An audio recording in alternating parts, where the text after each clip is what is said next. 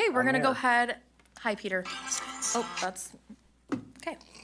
We're going to go ahead and call the meeting to order. All of our board members are here. Peter is attending via phone. Are there any deletions or corrections to the agenda? No, there are not. Okay, please join me in the Pledge of Allegiance. Salute, pledge. I pledge allegiance to the flag of the United States of America and to the republic for which it stands, one nation, under God, indivisible, with liberty and justice for all. My phone. Okay, we're going to move on to item 6, presentations and recognitions, which we don't have any. And I also don't see any employee organizations here tonight, so we will go ahead and move on. Are there any public comment on non-agenda items? No? Okay. We'll move on to consent then. Does anybody have any questions or comments on consent? Oh, hold on. Do we have any? No questions. Oh, this is consent? Okay. Okay. We do have a couple of comment cards on consent. So we have Patricia and Gija. So she has two. Good evening, everyone. I hope you're all having a wonderful summer. So on item number 9.2A on the warrants, I was just curious, maybe the board can ask Cabinet what the charges for Frontline Technologies Group were on 7/2 for $196,000 about and some change, and also on the 9th of July for $26,000. And then for item number 9.2B for the attendance calendar. So I saw it posted on the district website, this calendar, and it says that it was approved in December. And this has the early release days, and I feel like that's a little bit misleading because the board hasn't approved that calendar yet.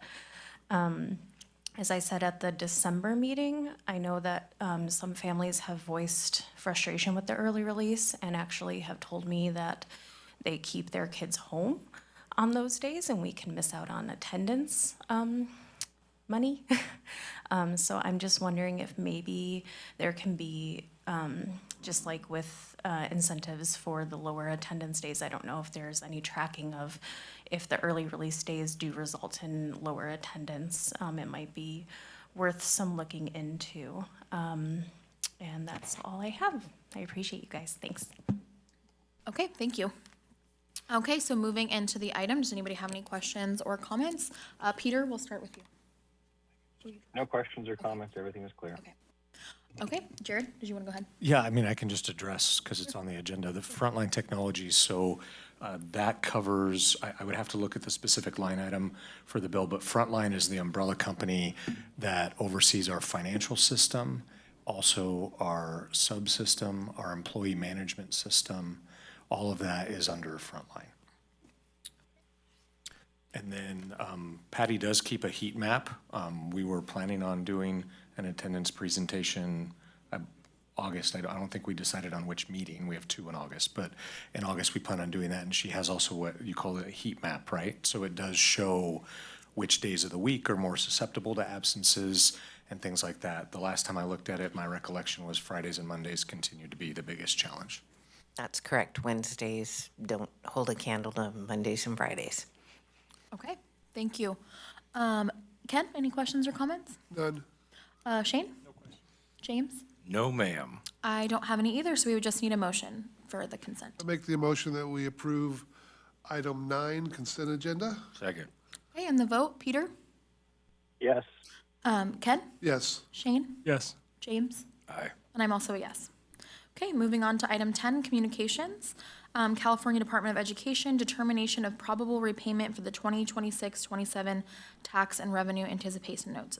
Mr. Norton's not here, but. Yeah, so I should have said that at the beginning of the Okay. meeting. So I'm Mr. Norton, Dr. Palazuelos, and Mr. Critchfield tonight. So I just want to make that clear on these items. So this is, you know, in our effort, as we've talked about it as a board, to be more transparent, some of these communications that we feel are pertinent, we're just putting them on the agenda.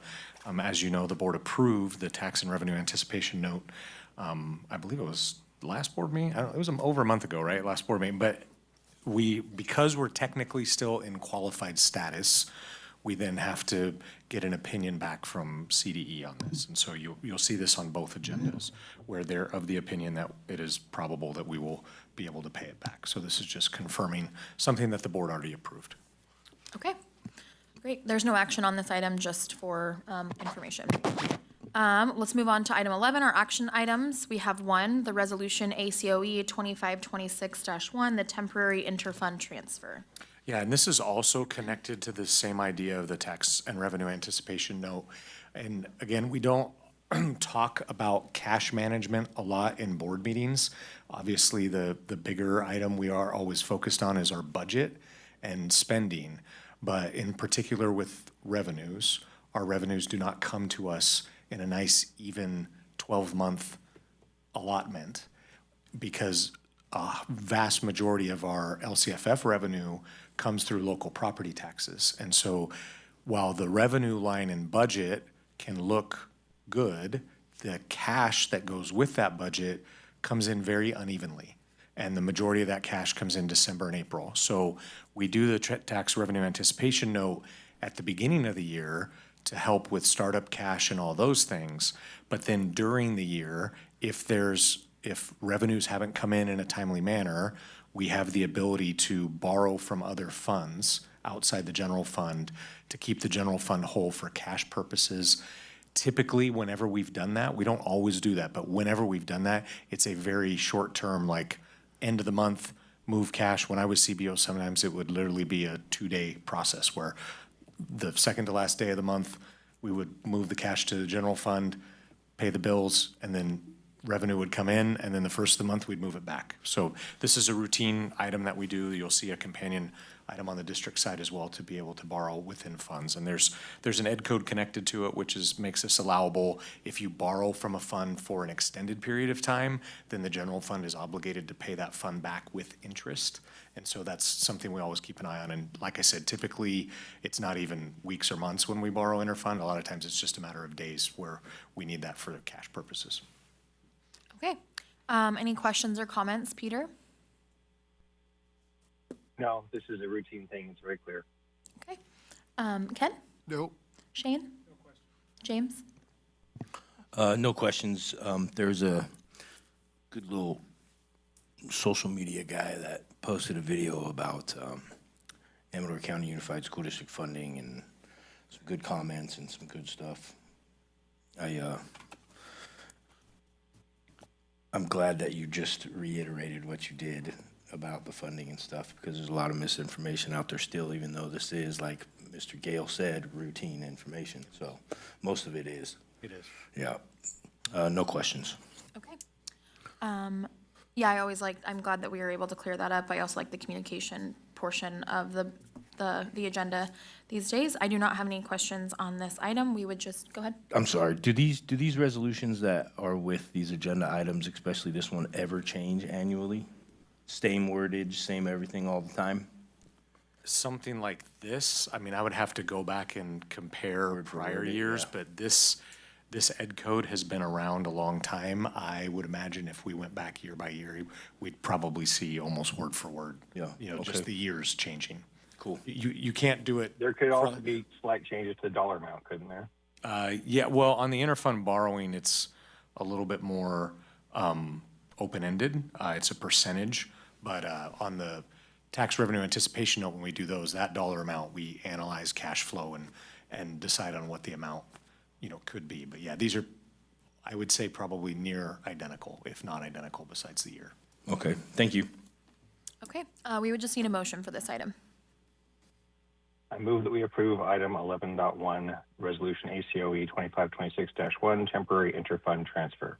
Second. Okay, and the vote, Peter? Yes. Ken? Yes. Shane? Yes. James? Aye. And I'm also a yes. Okay, moving on to item 12, discussion items. We do not have any. So move on to item 13, information only. We have our current personnel recommendation. Does anybody have any questions or comments on our information only item? If not, I did just have a question. I was just gonna kind of see, I don't know if Sadie can help somebody. Just how we're looking as far as our county side classrooms for, are we, teachers, do we have any vacancies? I know we have speech vacancies, but other than that, how are we looking?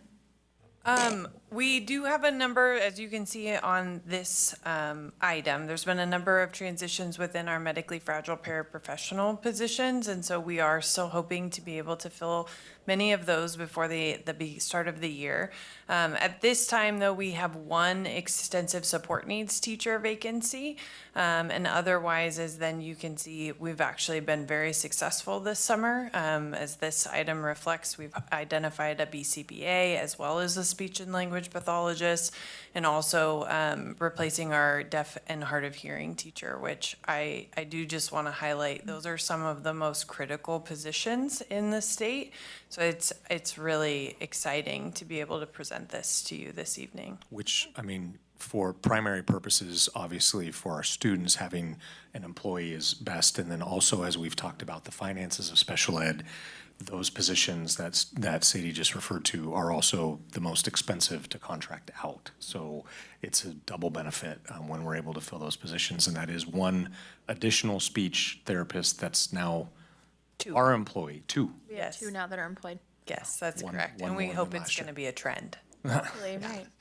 I don't want to spread rumors. I feel like this person was an Amador County graduate. Am I correct?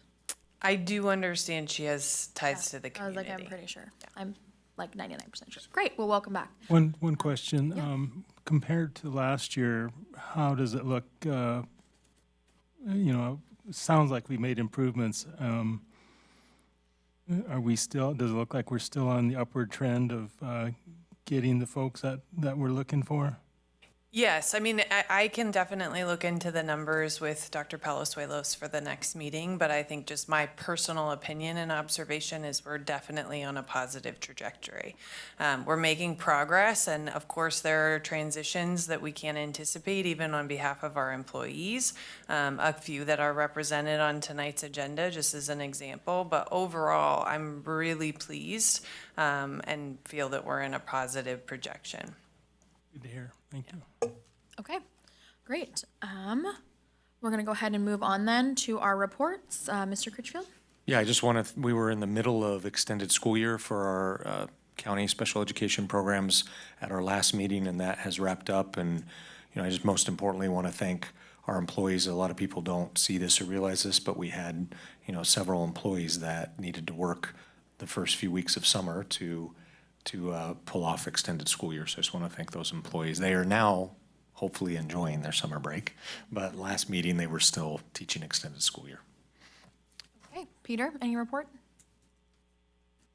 I just want to applaud, kind of an echo of the same thing. Grateful for those who did the effort of the extended school year. We had the privilege at the at the Jackson 4th of July, 3rd of July, I guess it was, fireworks celebration. A few of Miss Gale's students stopped by and said they had a worthwhile experience. So grateful for that program and all the efforts to find people to fill those needs. Okay, great. Shane? Just, I guess echoing what everyone's been saying, hoping everyone's enjoying the summer. It looks like we're just around the corner from getting back at it. I look forward to hearing where we're at as far as the maintenance issues. Hopefully all the classrooms are ready to go, and we have classrooms that are ready for the heat that usually is around during the beginning of the year. So looking forward to that, and looking forward to starting a new year. Okay, James? I attended the, I'm going to say it wrong, I don't remember, Tin Roof, right here on Main Street in Jackson. It's a new Tin Roof Cafe or Bistro maybe or something on Main Street. I attended the grand opening, and I spoke with the head chef and owner, and she couldn't say anything more amazing about the farm that she was able to take advantage of, and the kids that are over there with the farm. I thought it was great to hear a community member and their business talk about and rave about how that farm is. And we even got to sample some of the foods that she's gonna provide at that establishment, and she used those ingredients, and it was pretty awesome to see the whole turnaround of it. I did want to, I'll mention it here in the county meeting, and I'll also mention it in the district meeting. I kind of want to squash a rumor, and I know this is not the rumor microphone. However, I felt it was important because I am the District 3 representative for the county, for the district, for the SELPA board. I do live in District 3. It's funny to hear the stories that people talk about, and yes, they're entertaining, but it's wrong to spread them. And I've lived there since 2012 with all my kids. Granted, the rooms are more and more empty as years go by, but yeah, swing by, stop by, hang out. That's all. Okay, thank you. Just kind of echoing what people said, the ESY program is a big undertaking, and I want to give kudos. They did a really fun field trip on the last day of ESY up in Pine Grove at the splash pad at Gold Country Campground, and that was wonderful. The kids had a really great time. It wasn't super warm that day, but it didn't really seem to bother most of them. And so I just want to say that was great. We had the bus drivers were able to take them, a bunch of staff coming. So that was a great experience for them. So I was certainly appreciative of all of that, and hopefully that they're getting a little bit of rest before the school year kicks back up. With that, our next meeting is going to be here on the first day of school, Wednesday, August 12th, open session at 5:30, and we are adjourned.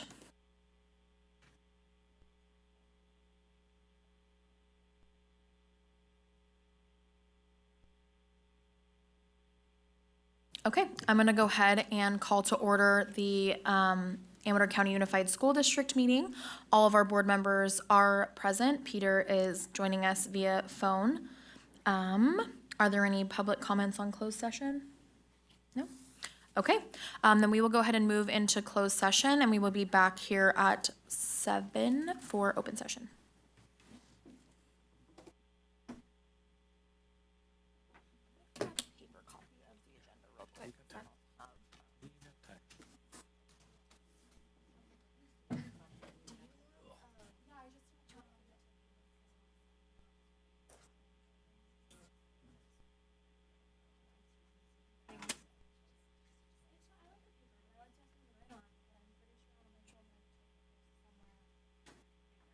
Somewhere where it's not supposed to be.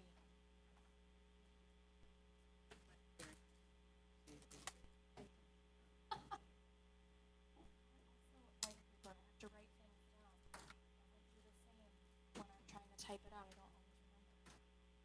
don't always remember. I swear I'm prepared, but.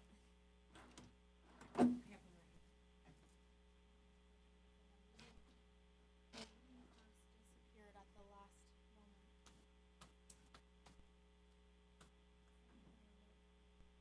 On TV at 8:30 this morning, as we've been riding out the day with. Okay, no screen time. It's all good.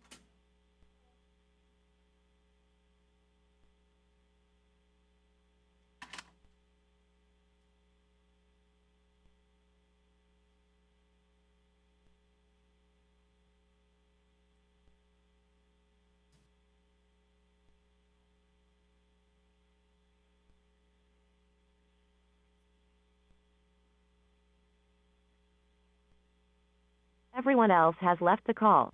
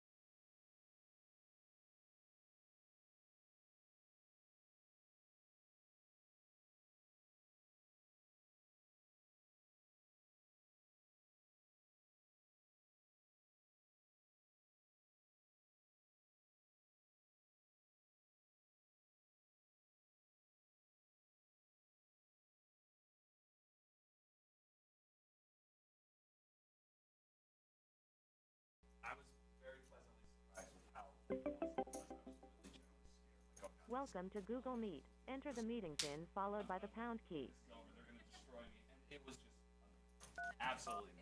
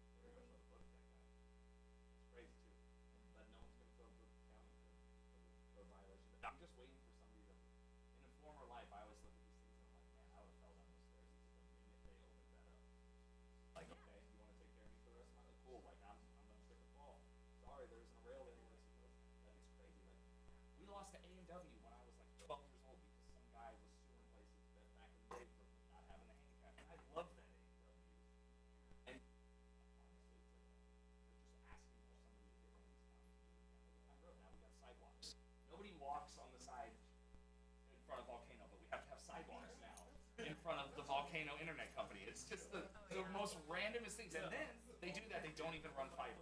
So it's like, let's just have bad internet up there forever.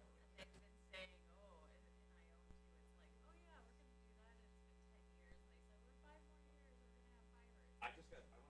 It was just the same price for volcano, and the internet's like 3 times as fast. It takes if you get it, don't do what I did and cancel your internet for that beginning. Wait till you get the box. 'Cause I canceled the internet, and man, my boys were pissed. They're like, what's going on, Dad? You're in Washington, D.C., we don't have internet. I'm like, "Oh, it'll be there soon, I promise."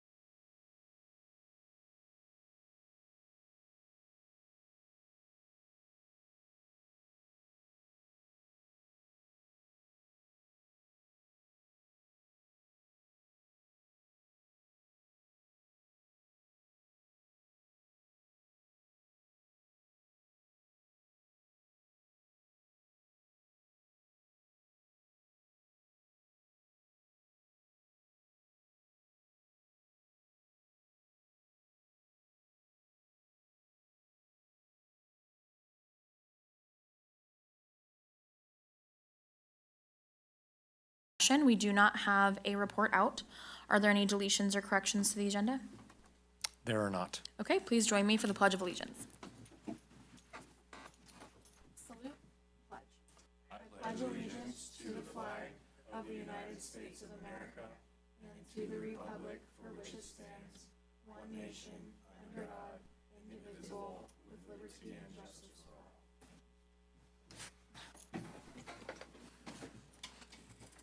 Okay, we're going to start out with our presentations and recognitions. First up, we have our Amador County Assessor's Annual Report with Mr. Rooney.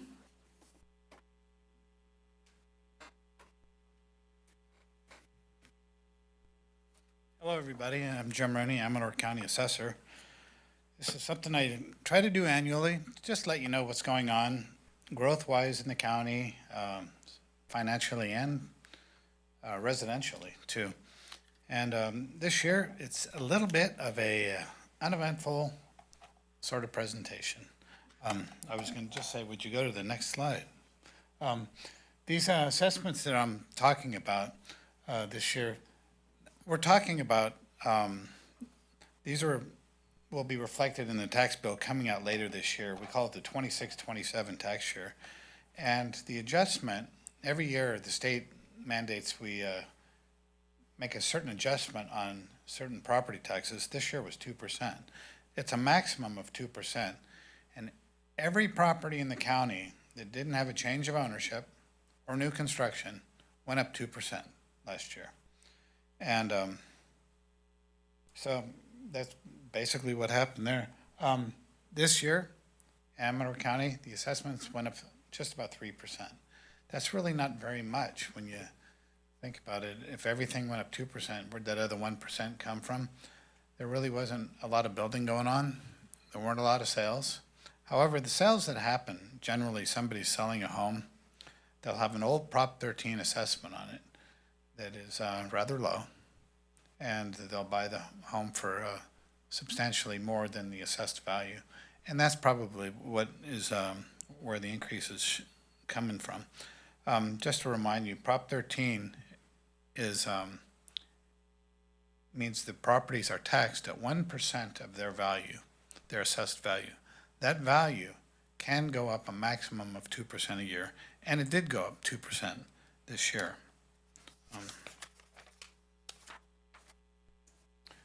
Okay, now you getting all that right there? There's a lot of numbers there. You can get copies of this later, but this essentially shows the specific numbers for the cities and incorporated areas. Just to let you know, the unincorporated areas outside the city accounts for about 68.61% of all the assessed value in the county. Amador City is not very much. It's less than 1%. The percent of the county for right now, the highest percent of assessed value in the county outside of all the cities is Ione, and Jackson is close. Ione's at about 11%. Jackson's at nearly 10%. Sutter Creek's about 6%, and like I told you, the unincorporated areas are 68%. By the way, Plymouth is about 3%. And, you know, I was looking at some numbers that I'm going to refer to later. The total assessed value for the county is about $7.28 billion. And I'm going to come back to that number right there. By the way, if you have questions on any of these numbers, let me know. There's an awful lot of numbers there. Now, this is something that I thought we keep track of that I thought you might be interested in, and that's the number of residences in each jurisdiction. I could go over all of them, but just to let you know, the total number of residences in the county, I'm talking about single-family residences, we estimate to be 8,244 residences. The highest number of residences in a city in the county is 1,100 in Ione. And then again, Jackson is right, no, I'm sorry.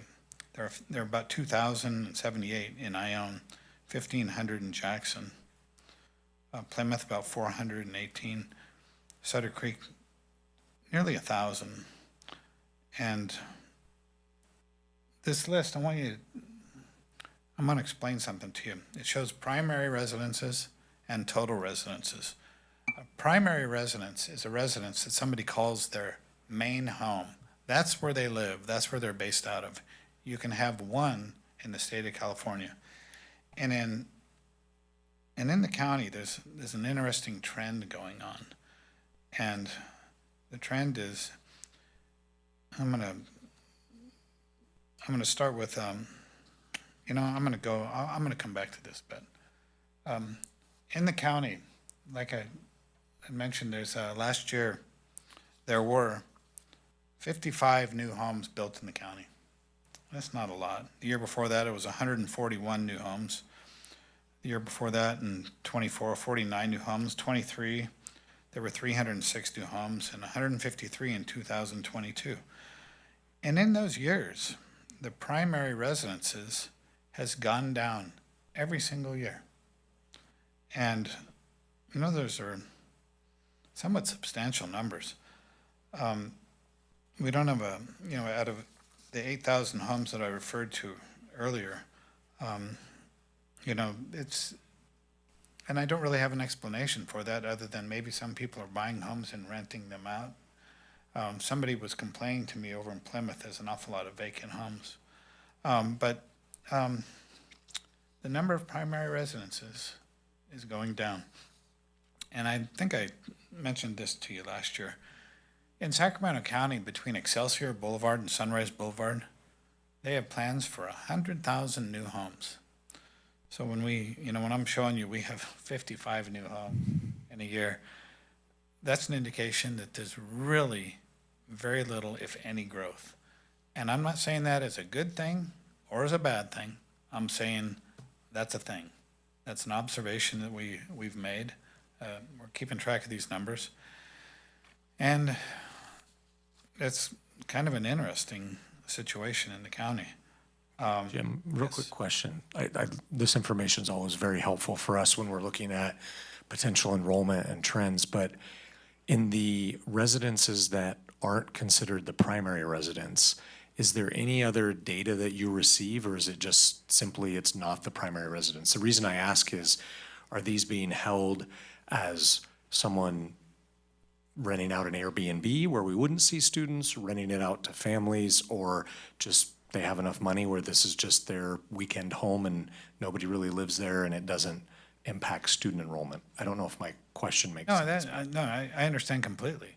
And I'd have to speculate a little bit. Okay. And that is, I think there are more Airbnbs in these verbos. I think there are more than there used to be. There's a lot of homes that are being rented out that aren't accounted for on this. And families are living in those homes, renting them out. But we don't, it's funny, we keep track if it's a residence.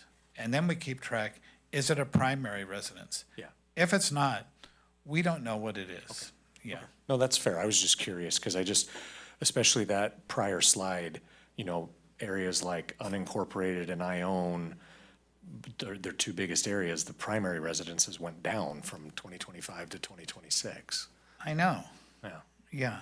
And, I was given this presentation about a year ago, and I was at the water agency. It's funny, I gave a talk yesterday to a group, and I said, we're all concerned with who the president is. You may like him, you may not. Who the governor is, you may like him, you may not. And I said, hey, people, pay attention. Your vote counts for the school board an awful lot. It counts especially, I think the water agency is so important. If you've ever gone without water for like an afternoon, the water agency is just massive. And I was telling this group, I said, pay attention to your local politics. These numbers, I don't know if there's anything you can do with them but it's kind of information that I thought, especially this group, would be interested in hearing it. When I spoke to the water agency, somebody from Ione told me, they said, Jim, there's 1,500 new homes going into Ione. And I said, let's get together and talk about it. He said, there's 1,500 homes going into Ione. I said, that's interesting. Can we get together and talk about it? There's 1,500 new homes going into Ione. I was very frustrated about that because I just wanted to say, what's the situation here? Later on, I talked with the water agency. And as you know, the real estate market fluctuates. Our economic condition affects the real estate market substantially. Ione, Castle Oaks has about 1,000 homes. That started in about 1992. It's taken 34 years to get 1,000 homes. If someone wants to tell me there's 500 new homes, 1,000, 2,000, I have to have a time frame on that. If you don't give me a time frame, it means nothing. If someone would have told me 34 years ago, hey, there's 1,000 new homes coming in Ione over the next 34 years, I'd say, oh, that's completely believable. But without a time frame, it means nothing to me. So I've given you some information. The growth is very lethargic, slow. And again, I do want to tell you that I'm giving you this information, and I'm not telling you it's good or it's bad. I'm telling you that's what it is. Some people might think this is good information. Other people are thinking, no, we need more growth. Well, we do or we don't, but this is what's going on in the past. In our office, we're reactionary. We don't particularly plan for the future. We see what's happened and we react on that. So any other questions, concerns? I had a question, Mr. Yeah. Rooney.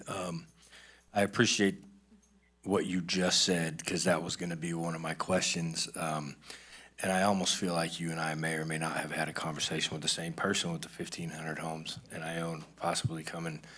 My question was going to be, does your department predict or know before anybody else of potential homes being built in any of these areas? You know, we hear things, but, you know, we hear a lot of things. We hear of a lot of situations, big plans that never happen. Right. And people sometimes ask us, can you give us an estimate on an assessment when we do this? And we say no, because most things don't happen. They really don't. We hear wonderful plans. And I've heard some things I thought, oh, that's going to be nice. And, you know, I mean, they had every intention. So we do hear things, but probably no more than you guys hear, you know. I appreciate your presentation, and I've actually appreciated all the ones in the past as well. And I've also been told that this is going to be the last one from you. Yep, this is my last time. There's Jeff Himmelman, he's going to be the new assessor next year. He was supposed to be here. We just finished our work as of July 1st.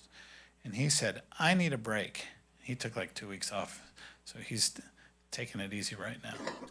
But Jeff's very accessible, real smart guy, very helpful too. So if you have any questions, here's what I like to tell people. Over the next few months, if you have any questions or concerns, give me a call. I'll help you when I can. If you have problems, ask for Jeff. Right, yeah. I appreciate all the work that you've done for the community and the county, and thank you for everything. Well, it's been awfully good for me. You know, I used to do things that were hard, like referee, and have to deal with guys like Shane on the basketball court. No, Shane was always a gentleman, I have to say. But anyway, no, it's been... Another question, please. Go ahead. Oh, sorry, Peter's on the phone. Yes, I was just curious, when a home is not a primary resident, is it charged at a higher or lower tax rate, or is it the same? Does it make a difference? Does these semi-empty or Airbnb homes generate additional revenues for the school district, or not really? No, it's all assessed. It's assessed when it's purchased or built, and everything is taxed at 1% of the assessed value. And Got it. Thank you. Yeah, It's kind of that simple, Okay. so. Any other questions or comments? I just want to say thank you. I felt like the times that you've come, the presentations have been, this is all information that I was not really aware of, but it's made me think a lot about what's going on, and I think it does help when we talk about decisions that we have to make on the school board. So I appreciate you coming very Sure, much. I appreciate it. And Jared and I, we've talked about basic aid, and Yeah. we're nowhere near being positive on that, are we? No, our assessed, the last time I looked, I think basic aid, and that would be where our property taxes in the formula exceed the state formula for what a school's allowed. The last time I checked, we were millions of dollars short of that. Oh, We would gosh. need and that's only a portion, right, of the taxes, so we would need millions and millions more of assessed value to where we would be getting more money Yeah. than what the state already has allocated for us for education. Yeah, All right, well, thanks again. yeah, thank you, And I'll Jim. Yeah. see you guys. Appreciate it. Great, thank you so much. All right. Enjoy your retirement.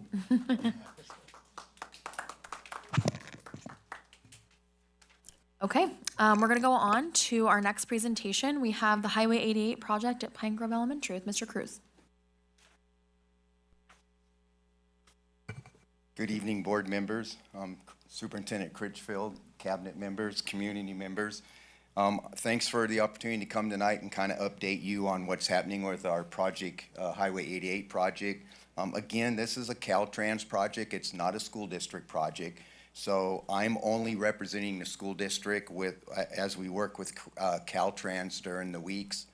And I know I can start out with, when we started out summer, our goal was they got a calendar of our school and knew that we were going to start August 12th. And so the goal from the beginning of summer was to have this project on the school side of things done by August 3rd, so that we could give the school a week to get back and get back into their operations. So I'll start with that. This is the blueprint for our section of the school. And you'll see that there's 3 driveways there. There's one on Pine Grove Volcano Road, driveway number 14. There's 2 of them on 88, driveway number 15, which is on the north side of the highway, and driveway number 16. Driveway number 14 is the new exit coming out of our school. So that's going to come down the hill and end up on Volcano Road. The reason for that is because a school bus, by Caltrans regulations, cannot exit a driveway within 300 feet of an intersection. So they had to relocate our exit driveway. Driveway number 15 will be the new driveway for Red Baron, and driveway number 16 is the new driveway for our entrance for our school. So there's sidewalks going all the way down on both sides of the freeway, or definitely in front of the school, and then the left side of the print, which is not here, takes you all the way to the town hall down in. So this whole project takes us to the end of town hall. And the point of this was to widen 88. So there's actually going to be a 8-foot shoulder between the sidewalk and the highway now. So, so there'll be additional parking. The whole point was to try to create some additional parking along Highway 88. Where the bus stop is by the old town hall, they actually widened the highway and they're gonna have 5 parallel parking spaces there. So, this is the end of our parking lot. This is where we normally exit left. And we had to go straight through the end of our parking lot and down the hill to the right to Volcano Road like we saw on the print. At the end of this driveway was where our 2 septic tanks were. So they had to relocate the 2 septic tanks and move them down the hill a little ways to the left because we're not going to be exiting out of there anymore. So the septic tanks are gone, and they started to excavate for that road. This is where our old tanks were. They took them out. That was our old clean out. That was the pipe that was cut to the tanks. And then here's down the hill a little ways. So where those buckets are for the excavator, up on the right-hand picture, up top there, is where our old tanks were. So the new tanks are down below, and they started hooking the tanks up and started digging the driveway out. And as they started digging the driveway out, they ran into another septic tank. And the other septic tank was our original septic tank that was there before they put the two previous tanks in. So right around 95, they put a new portable restroom up by the playground, and they put those two new septic tanks in. Those were the ones that were removed, but as they started digging the driveway, they ran into the third one, which was not planned. So that was a setback for the project, and there was a whole conflict because of the funding issue. Who's going to pay for this? Because it was never in the original scope of work, but they worked it out and removed that tank. So I'll go back to the other picture. I stood up on the right-hand picture. There's a little pile of tan dirt right there. I went up there and stood up there and took a picture. That's what it looked like last week, because I had to obviously get this presentation to you by Friday. It's changed drastically since then. They pretty much have most of that slope done and have our driveway cut down to that point. Today, when they started cutting that, they ran into a Amador Water Agency line that nobody knew was there, and now that's another delay in the project. So that line is 2 feet above where our driveway grade's supposed to be. So that's a setback. Amador Water Agency was called in. They're coming in to move that line Monday to try to get us back up on schedule. Here's a picture of the front of the street. As you can see, the sidewalks going all the way across the front. The old highway, it's kind of hard to see in the photo, but the cones are kind of like where the edge of the highway was before. And so from the cones to the sidewalk is the shoulder that's widened up. And then to the right is Red Baron parking lot, and that's where the new traffic light will be. So I kind of zoomed in on the photo to explain kind of what's been going on over the years here. And I didn't know this until, obviously, I got involved in the project. But if you see the little grass mound on the left there, that's kind of the corner of our property line. And if you go to the fence along Red Baron and you go 6 posts up, you'll see a post with a little yellow ribbon around it. That's our property line. So if you took a line straight from the grass area to that post, we've actually been exiting onto the Red Baron property all these years. So Red Baron's going to get that back for their parking lot when this project's over. So when this project first started in summer, everybody noticed, man, these guys are just going so fast. They got all these sidewalks put in, everything, and then right around the beginning of July, it really started slowing down. The reasoning for that is because all the underground utilities were getting put in. So they had to run electrical. There's going to be a set of traffic lights and crosswalks there when they're done with the intersection. So all that underground work had to be done, and that's all been completed. So they're back up on the surface again to do all the surface work. This is the lot across the street. That's all the storm drain pipes. So all of this is still have to go underground to direct the storm water down to Jackson Creek. So what is the schedule? Last week, we were going to finish the subgrade for the exit driveway the week of July 27th. We were going to finish the septic tanks that week. The front sidewalks and entrance were going to be done the week of the 27th. The asphalt driveway was supposed to be done by August 3rd. And then all the rest of the work, the traffic light, the storm drains, all the other essentials will take place after school starts, because this project's not scheduled to be completed till October 15th. So they still have a lot of work to do after we start school.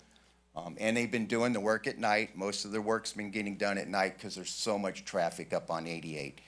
But I do have a little more detailed list after today's meeting to kind of pinpoint some of those dates a little narrower. So they actually— Joe, real quick, could you explain to the board, so they have weekly meetings every Wednesday. Joe has been attending since when? Since the beginning of summer. Okay. Yeah. They plan on having the electrical. The only thing left on the septic tanks is to hook up the electrical, because we have pumps in there that have to pump it out to the street, the water. So they're planning on actually having that finished by this weekend. So that's the goal. If it doesn't happen, if you remember, the board approved purchasing that powder room trailer here a little while back. That trailer's getting moved up there Monday.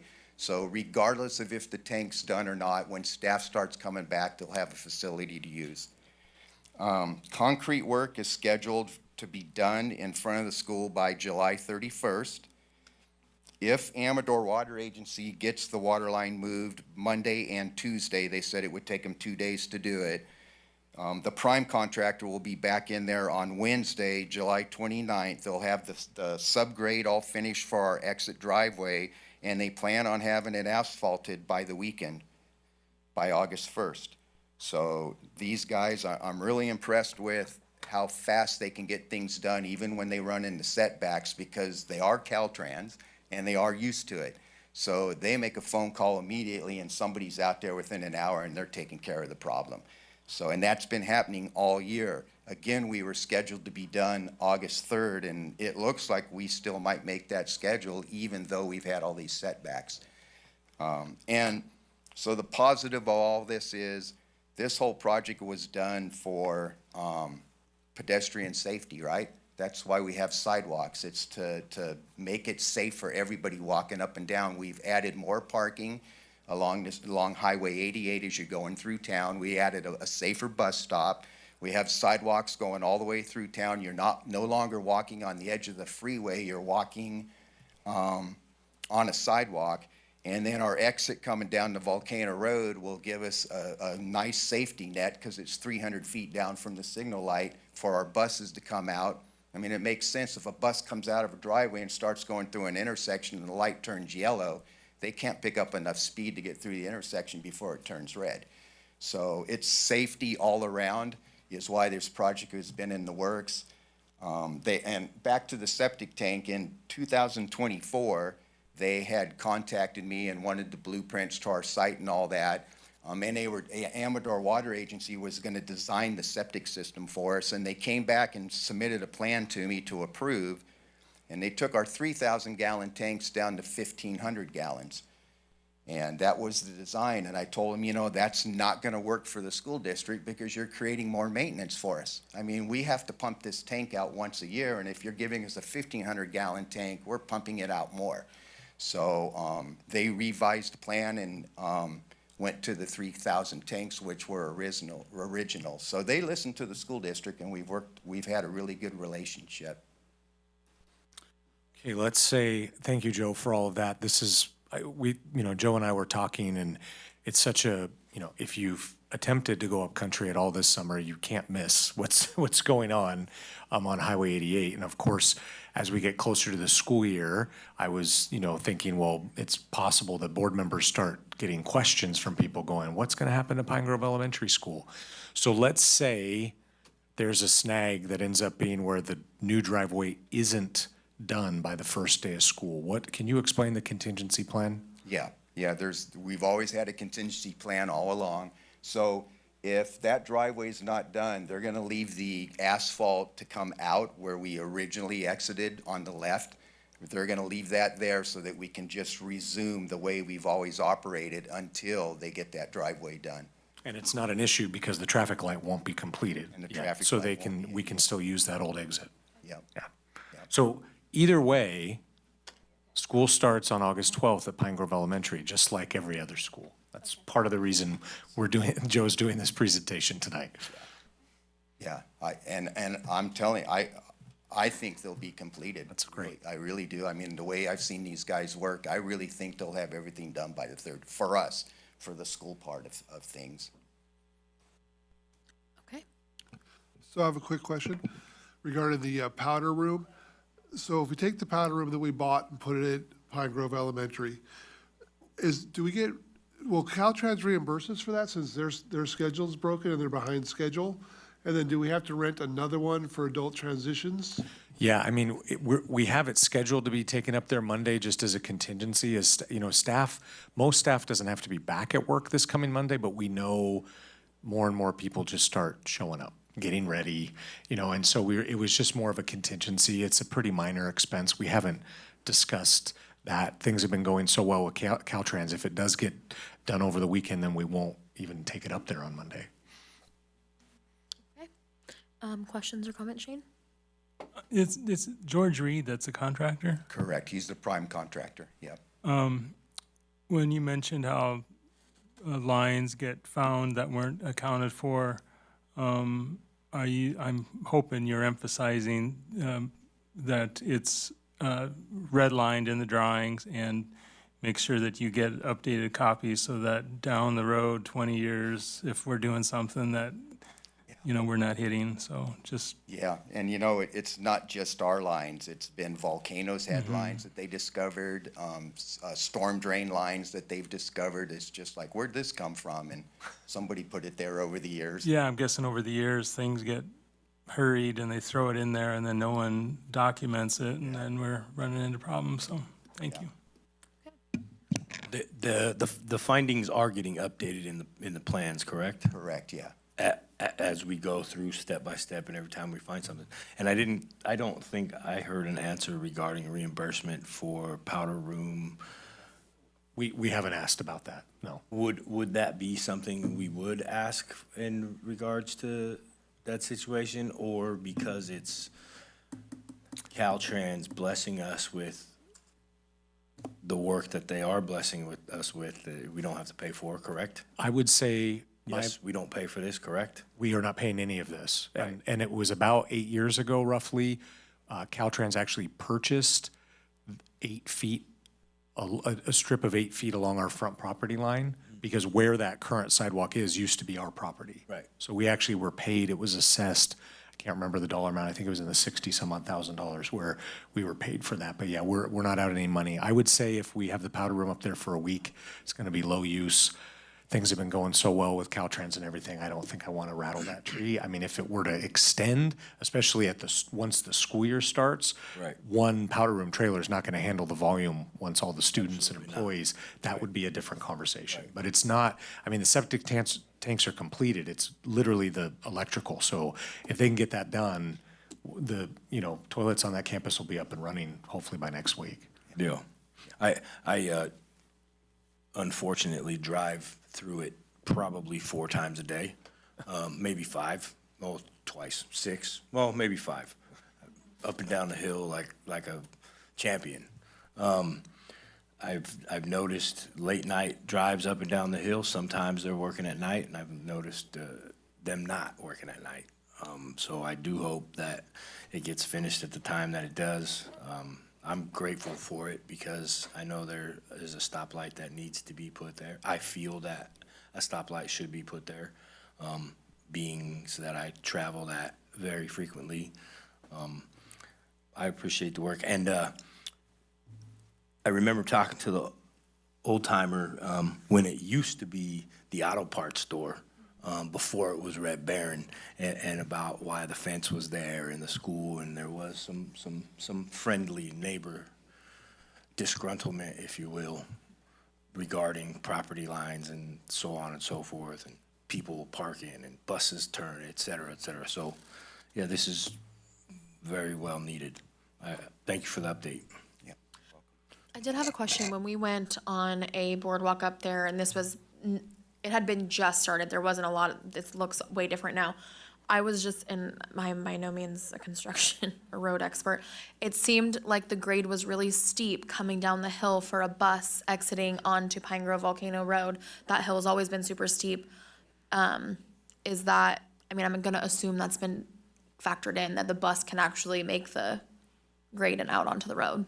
Yes. Okay. Yeah, there's the picture to the right. It's gonna be a little steeper than that because that's just a subgrade. They'll be building it and there'll be a little more slope to it than that. Okay. But that's not a very steep. That doesn't look very steep. Yeah, like I said, when we went, it was just, they had just started all whatever, and so I was like, let's go to a steep hill for a bus to go When on. we so- looked at it, we went up level with the playing field, Sure. and then looking down, the road cuts in Okay. from the parking lot, makes and more so it doesn't doesn't start start at the top. up at the top of the Okay. field. It's actually starting a lot lower than that, which helps with that. Yeah, Because that we makes were, way Joe more and I sense. were very concerned about that as Okay, well. 'cause Like I was how like- steep, and, Pine Grove is, I mean, it's not Pioneer, it's not as susceptible to ice, but still is, right? And so, just worried about that. But yeah, they've figured out a lot of the grading issues. It doesn't seem near as steep. Okay, That was just my question. Yeah, I was anticipating it to be like the district office driveway I was when like, people were "Oh, that's first not talking, right." but it's nothing like that. Okay, I was like, I don't know how that's gonna work. Okay, that's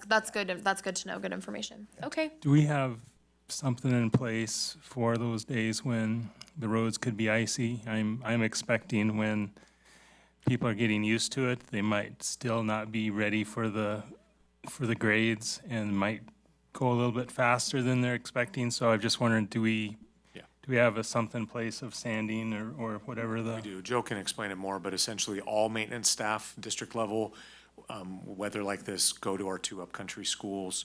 We have an employee, we own our own snowplow, so we have an employee that operates the snowplow, and then the rest of the staff, district staff is working with site staff for sanding, de-icer, and all those things in the early morning hours before anybody's on campus. Thank you.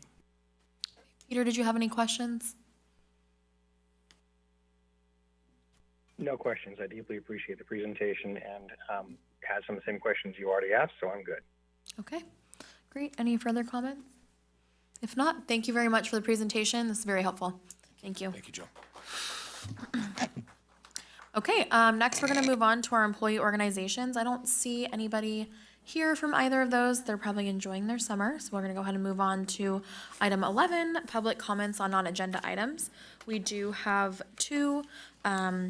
Just a reminder, each speaker gets 3 minutes per subject. So our first speaker is Patricia Angija.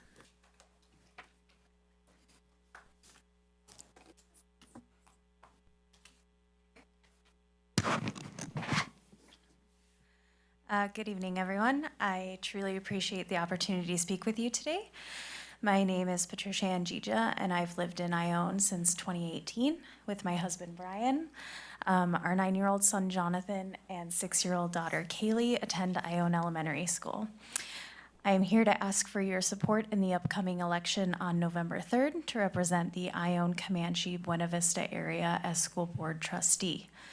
In May of 2022, I read a very concerning article in the Ledger-Dispatch entitled "Ione Principal Weighs In on Ione Elementary," which detailed the appalling conditions of the campus my son was set to attend that fall for his first year of school.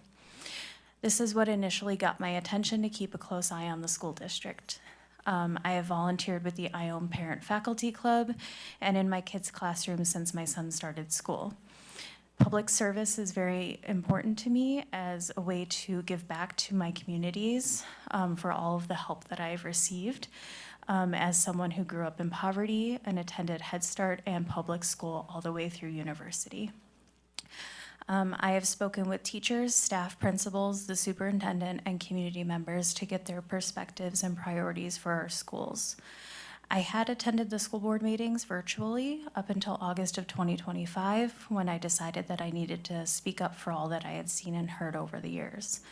Since August 2025, I have attended every school board meeting in person and offered my ideas, perspectives, and questions in hopes that the board and the district leadership would view the public as a partner in making their decisions and improving our schools. Because of my public comments, many community members have reached out to me to express their appreciation for my words and advocacy and share their opinions on our district. To my surprise, some even encouraged me to run for school board. It is my belief that the School Board of Trustees should serve as checks and balances for the district and county office to ensure the best possible outcomes for our students, teachers, and staff. As elected officials, the trustees should advocate for the desires of their constituents whenever reasonable and possible.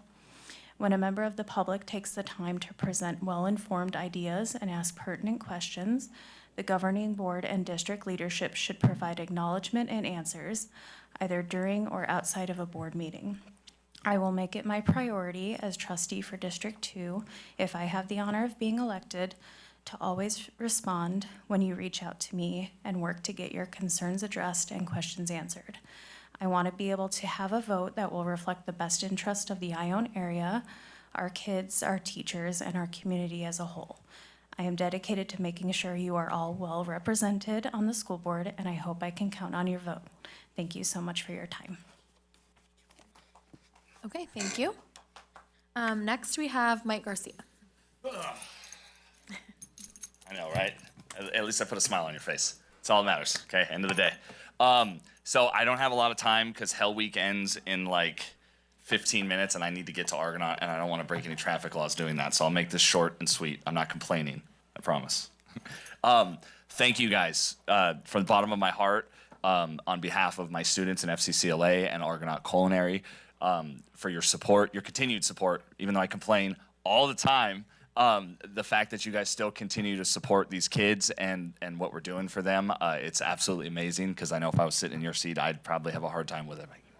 Anyways, so I really appreciate it. And I'm going to do a presentation with the kids next month once like everything's back to normal.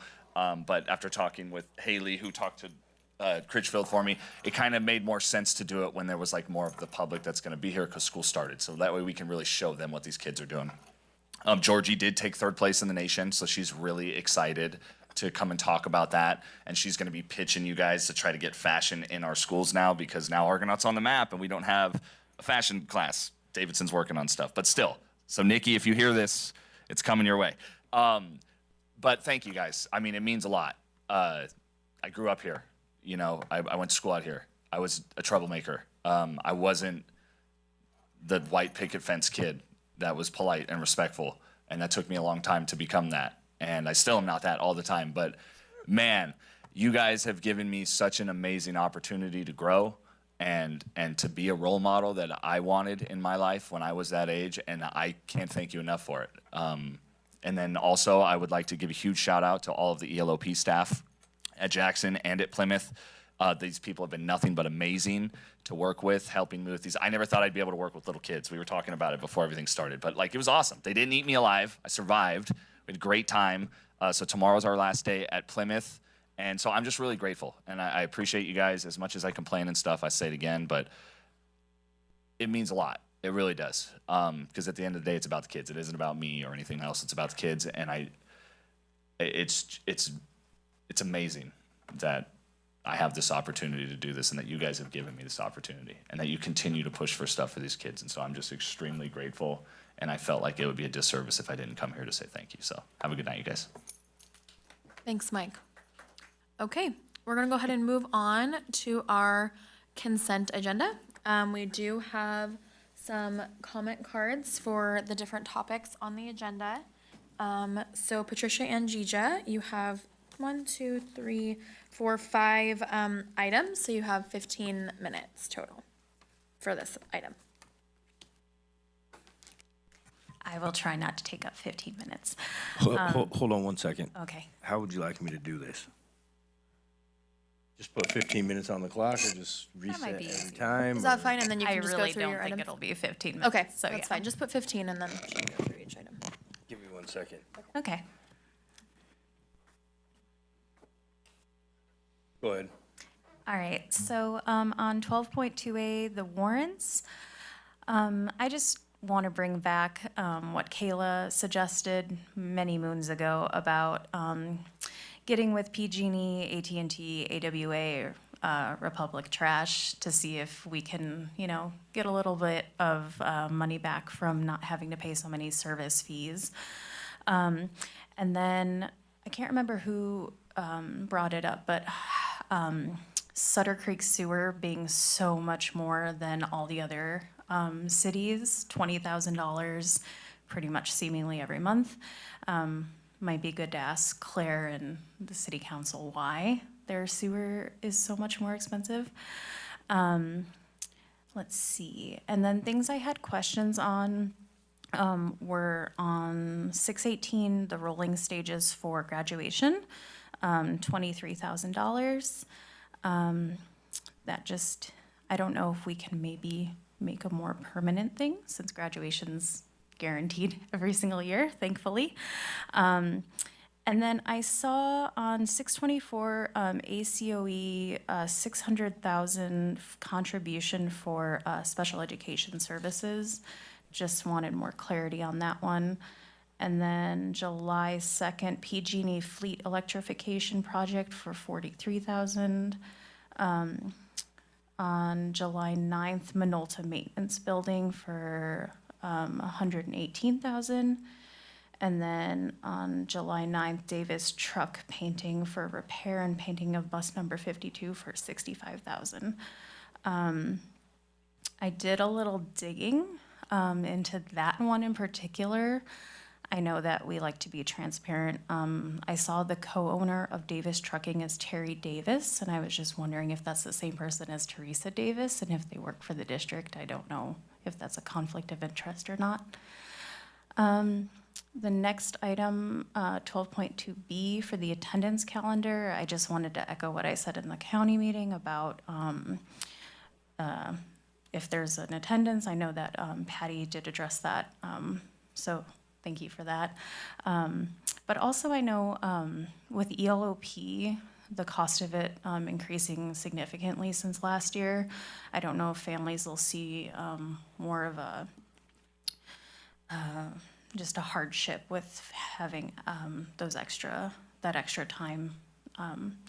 Just something to consider. Then item number 3C, school status. I just wanted to know if there's like a comparison to see if those letters and the emails and things like that for attendance, if they've made like a significant difference. I know it's less than $10,000, but every penny counts.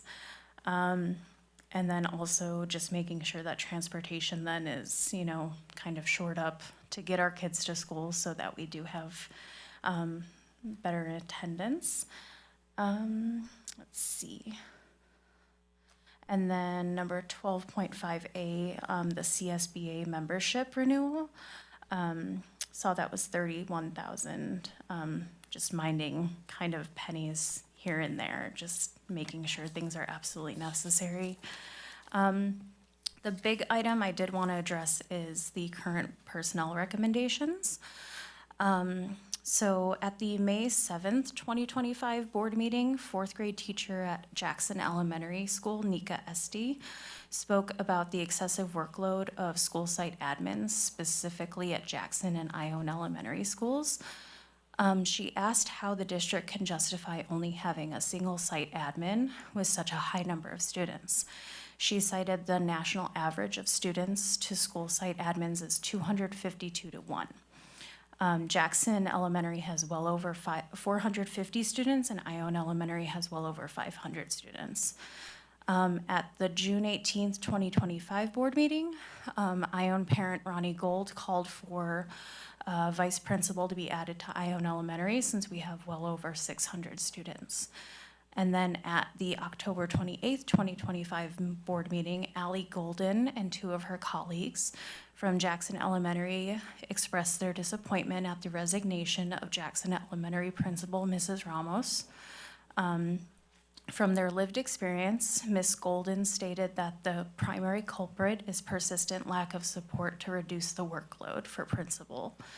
More and more responsibilities were added to the school site without necessary resource or staffing to sustain them. Overseeing more than 450 students, an extensive support needs classroom, having an unfilled RTI position, lots of new teachers needing mentorship, over 80 active IEPs, 22 teachers and 30 classified staff. The workload was unmanageable and is still unmanageable for a single school site admin, and led to frustration, burnout, and as we saw in Mrs. Ramos's case, ultimately resignation. Several staff have expressed these systemic concerns to district leadership with seemingly no meaningful response, as we have since lost 4 other school site admins. In April of this year, the principal of Pioneer Elementary resigned.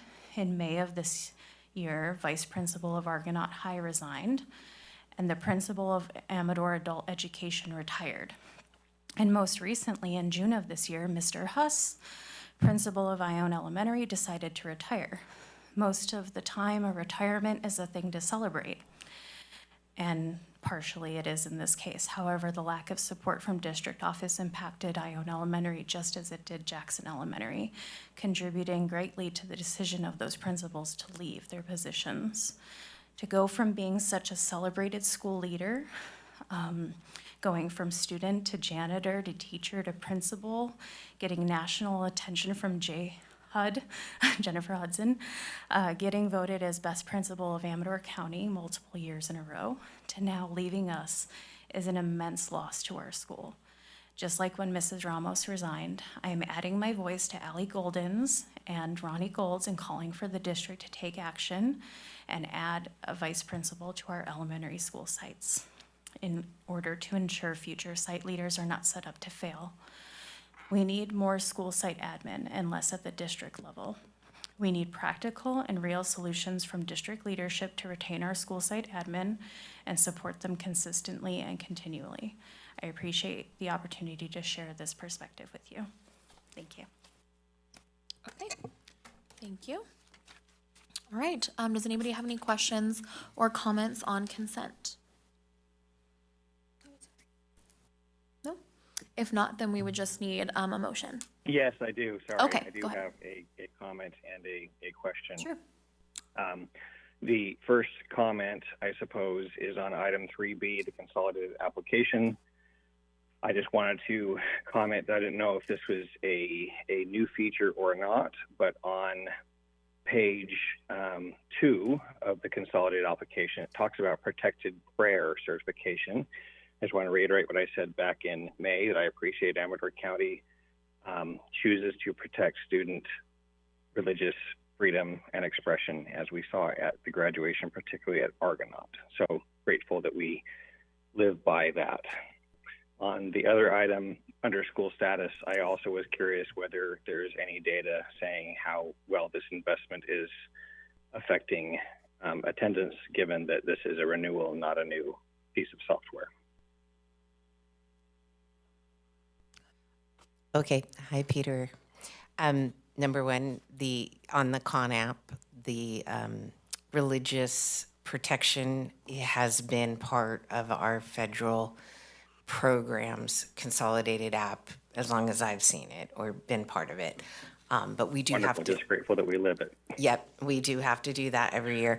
I don't know if you recall, and I can't off the top of my head remember the last attendance presentation I did where we addressed whether or not the digital campaign was actually making a difference. The short answer is yes, but I will be bringing an updated presentation to the board in August with all of our current data from the last school year. So we'll have 2 years of that digital, because remember we did the pilot for the first year. Right.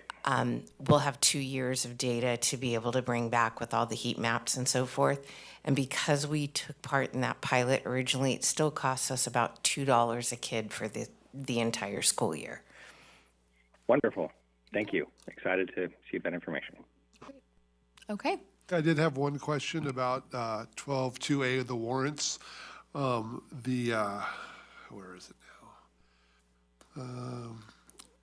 So on 7-9, check number 60084-328, the repair and painting of the bus 52 for $65,900. What did that entail? I mean, is that just a broad definition of what that category is? What actually happened? I will have to check with Sarah Lemke on all the details of how that bus was brought back into shape. Okay. So was it a bus that was out of service and now it's back in service? I believe so. Okay. So if you could just give me an answer on that, I'd appreciate it. Absolutely. Thank you. That's it. Okay, any other questions or comments? I have a question under donations 8 alpha. When I click on it, I always wanted to celebrate the donations and things like that. So I click on the A, and then I try to hit supporting documents, thinking it's PG&E because it's categorized as a PG&E donation. But then when you read it, it's a letter from the Masons, the volcano. James? Yes. PGE is Pine Grove Elementary. There It's it is. an internal acronym. You know we love our acronyms. That's Sorry. right. I got you. So there it is there. Okay. That answers that. Shane, any questions or comments? Time for me to wake up. One question on actually two. The School Board Association membership, how many years have we been doing that? With CSBA, Yeah. I've been in the district office 9 years and we've done it every year. And it didn't start with me, so it's been a long time. And we've talked about this before, but I'm glad you bring it up. Like the other services they provide beyond what we do assembly and everything else that goes along with board policy updates is the legal advice that they give as part of this membership. And we know as legal counsel costs have been a topic, right, that also, prevents us from at times needing to go to legal counsel to be charged at an hourly rate because we're a CSBA member. And I think it's important to, I guess, relay that to the public so they understand that, Agreed. It's not just a card that we're getting. It's legal, the amount of money that could be spent on legal is way higher times whatever our membership is. Within 31,000, absolutely. Yeah, so I think it's important just that we keep that, keep the public informed of that. Thank you for bringing that up. Absolutely. There was a question, or that grant application for the ag career technical education incentive grant applications. Why is there a difference in the amounts, the matching funds? Is it because of, the number of students at each school? So we'll have to double check on ag incentive, but I believe, actually, I don't know what I believe. I'm not 100% sure on the differences with these matching funds. Yeah, if I could just get follow-up, or Mrs. maybe Grivette- next. Mrs. Grivette will know an answer to Yeah. that, so we'll get you an answer on that. Just curious, wondering what the difference is. Thank Possibly you. related to staffing and number of sections of ACT, perhaps. Could be. Okay. Any other further questions? If not, we would just need a motion for consent. Move to approve item 12, consent agenda. Second. Okay, and the vote, Peter? Yes. Ken? Yes. Shane? Yes. James? Aye. And I'm also a yes. Okay, we're gonna go ahead and move on to item 13, communications. We do have one, California Department of Education, determination of probable repayment for the 2026-27 tax and revenue anticipation notes. Yeah, and this is the similar note to the communication to what occurred in the county meeting. Again, the board previously approved the tax and revenue anticipation note with the district still technically being in qualified status. CDE was to weigh in on the feasibility of us being able to pay back that short-term loan for cash purposes, and they gave us their support in that process, so we wanted to make the letter public. Okay, any questions or comments on this? Okay, this is just communication, there is no action on it. We're gonna go ahead and move on to item 14, our action items, 14.1, the resolution, ACUSD 2627-01, temporary interfund transfer. Yeah, and this is, again, companion to the county meeting earlier tonight. And yet again, for cash purposes, as we run into inconsistent cash flows based on the majority of our main cash source being the local control funding formula, which a significant portion of that is connected to property taxes, which we see most of in December and April. And because of that, while budget may look fine, cash operations sometimes are lacking. And so this, per this ed code with a resolution from the board that needs to be passed yearly, then the business office has the ability to transfer money temporarily from another fund to the general fund for cash purposes. And we do utilize this at times, typically in a very, very short-term way, sometimes as few as days and even weeks when we do that. Okay, questions or comments? Nope, if not, we would just need a motion. I move to approve item 14.1, resolution ACUSD 2627-1, temporary interfund transfer. Second. Okay, and the vote, Peter? Yes. Ken? Yes. Shane? Yes. James? Aye. I'm also a yes. Okay, moving on to item 14.2, resolution ACUSD 2627-02, authorizing Amador County to conduct the election for trustee areas 1, 2, and 3. Yeah, so this is something we deal with every 2 years where some of our areas are up for reelection. And so for this upcoming November election, areas 1, 2, and trustee areas 1, 2, and 3 are up in this election. We do follow, we've had some inquiries about the boundary map. We have since the board moved from a 7-member school board to a 5-member school board, I can't remember the year that was, we have followed the County Board of Supervisors districting lines. And so we continue to do that as far as if someone's wondering if what area they live in, they would follow the same areas as our County Board of Supervisors. And so this is a resolution that the board needs to pass to make it official, even though we already know what's going on and people can file. But it is a requirement that the board pass this resolution for the upcoming election. Okay, questions or comments? I have a question, and I've read this question, I've read this, I'll nicely call it discussion on social media regarding, I don't know the proper terminology, maybe it's the unincorporated areas of the county that cannot vote in certain districts. Do you know much about that? And let's use Ione specifically. I've read that certain parts of Ione, I believe it's the Comanche area, can't vote for certain. So I'm definitely not an expert on the elections part of this, but I know that the County Board of Supervisors districting covers every square inch of the county. Right. So you should be able to vote for someone. Sometimes people are misled because the areas are named unofficially by people as the Jackson area or Ione. And so people may think they're in an area, they should be in Ione, but they actually might be in Jackson's boundary.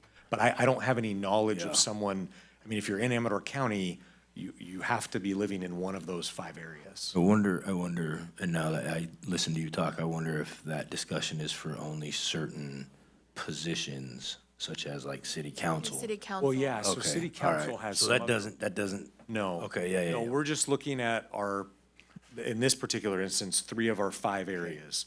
And so those 3 areas, and people do need to take a closer look at the map because I have had people think that Yes, they that live in too. one area Right, and yep. they actually live in a Right. different area.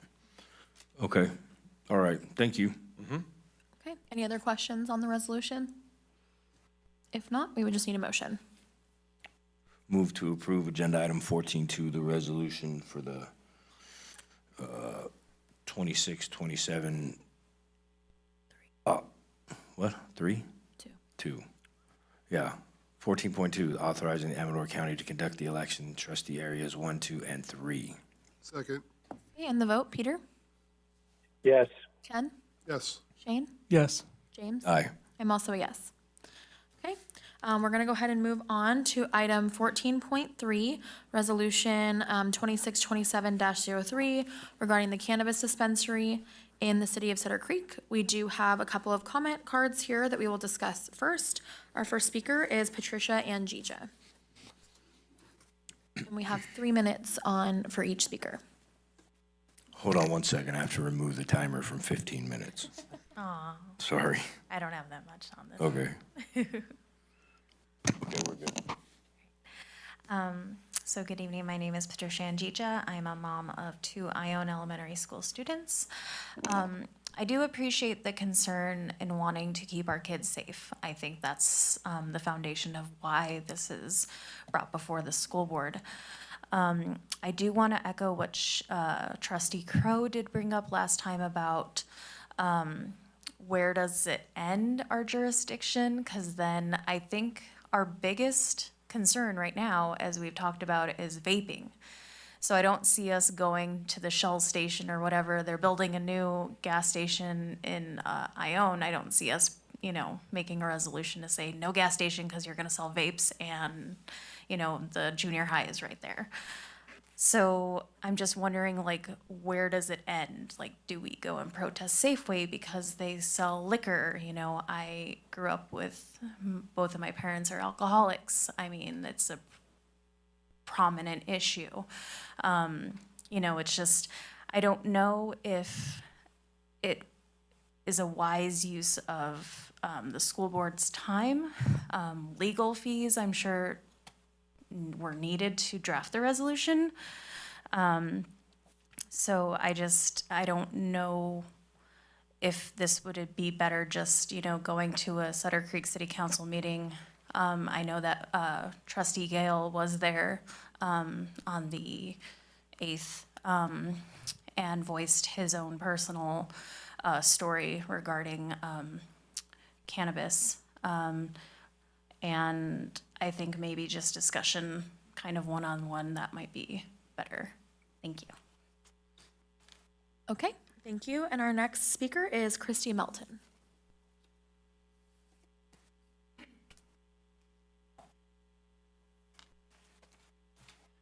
Hello. My name is Christy Melton. I'm a teacher at Ione Junior High School, and I am also here to talk about the cannabis resolution, which I would argue we are the most appropriate entity to make this statement. Our job is entirely to protect kids. So the difference between a gas station and vape and Safeway and alcohol is it is currently by vote back in 2018 not legal to open dispensaries anywhere in this county. They are seeking to change that and make it legal to have one in the city of Sutter Creek. So it's not the same as gas stations, it's not the same as alcohol. It is a, we've gone through, I'm not gonna take up your time with all the data on the high levels of THC and all of that. You guys are very familiar with that. I'm here to suggest that it is our job and we are the perfect people to do it. Our kids are watching. I know that they're watching. I wrote a letter to the editor a while back and some of my students read it. I had kids come up to me and say, "Thank you, Miss Melton, for trying to protect us from drugs." They hear us. They know what we're saying. I had one student who's so shy, she barely speaks. She pretty much speaks with her art. And she walked up to me and said, "Thank you so much for writing that to me." They hear what we're saying, and if nothing else, we have to say something. Just say, we're against this. They need to hear us be against drugs. It's going to make its way into the classroom. Data shows that proximity matters. Common sense tells us that proximity matters. It's going to show up into the classroom. It's going to get more normalized. MBART specifically says that their goal is to destigmatize and normalize. That's what they're trying to do. We owe it to our kids to be the adults in the room who stand up and say, we're opposed to this. Less than half of California counties allow this. It's not true that this is everywhere. It's not true that every county allows it. Over half of California counties have said no to opening dispensaries in their counties. It's like 42% of counties. The cat's not already out of the bag. We can put it back in and we don't have to do it here. We just don't. And at the very least, you guys are not the decision makers. It's just making a statement. I think it's incredibly important for our kids that we make that statement. Because they hear what we say and it matters to them and they know. And that's what I have to say. Thank you. Okay, we will go ahead and move into the item. Okay, well, I do not have a lengthy presentation. We have discussed this at the last two board meetings. And so last board meeting, there were some questions regarding precedent, if this is setting a precedent, which has since been clarified that this is not. The board has the ability to weigh in on situations like this if they so choose. But I just want to leave this time for further discussion and the board making a decision on whether or not to approve this resolution tonight. Okay, we'll go ahead and start with Peter. Thank you. I deeply appreciate the discommunication, Superintendent Critchfield, from legal regarding this, that it is not only not unusual to have a school district weigh in like this, it is absolutely common. And I would agree with the public commenter that this is crucial. Even if the city chooses to do it without us weighing in, if we wish to have any sort of standards at all of what is appropriate in our schools, then we need to weigh in. Yes, if we had a major alcohol problem, we would be weighing in. The data shows that we do have a problem with this drug, and it is absolutely guaranteed that greater access by adults will lead to greater access by children. So I think it is absolutely imperative that we take the stand of living by what we try to promote, safety, and encouraging the city to make a different decision. I was at the meeting recently regarding the zoning. A lot of passionate people spoke up. This is one of the only issues that people have been reaching out to me as a board member, absolutely insisting that we take a stand. So if we choose to represent our people, then I think we need to do that. We need to go ahead and pass this resolution and send it to the city.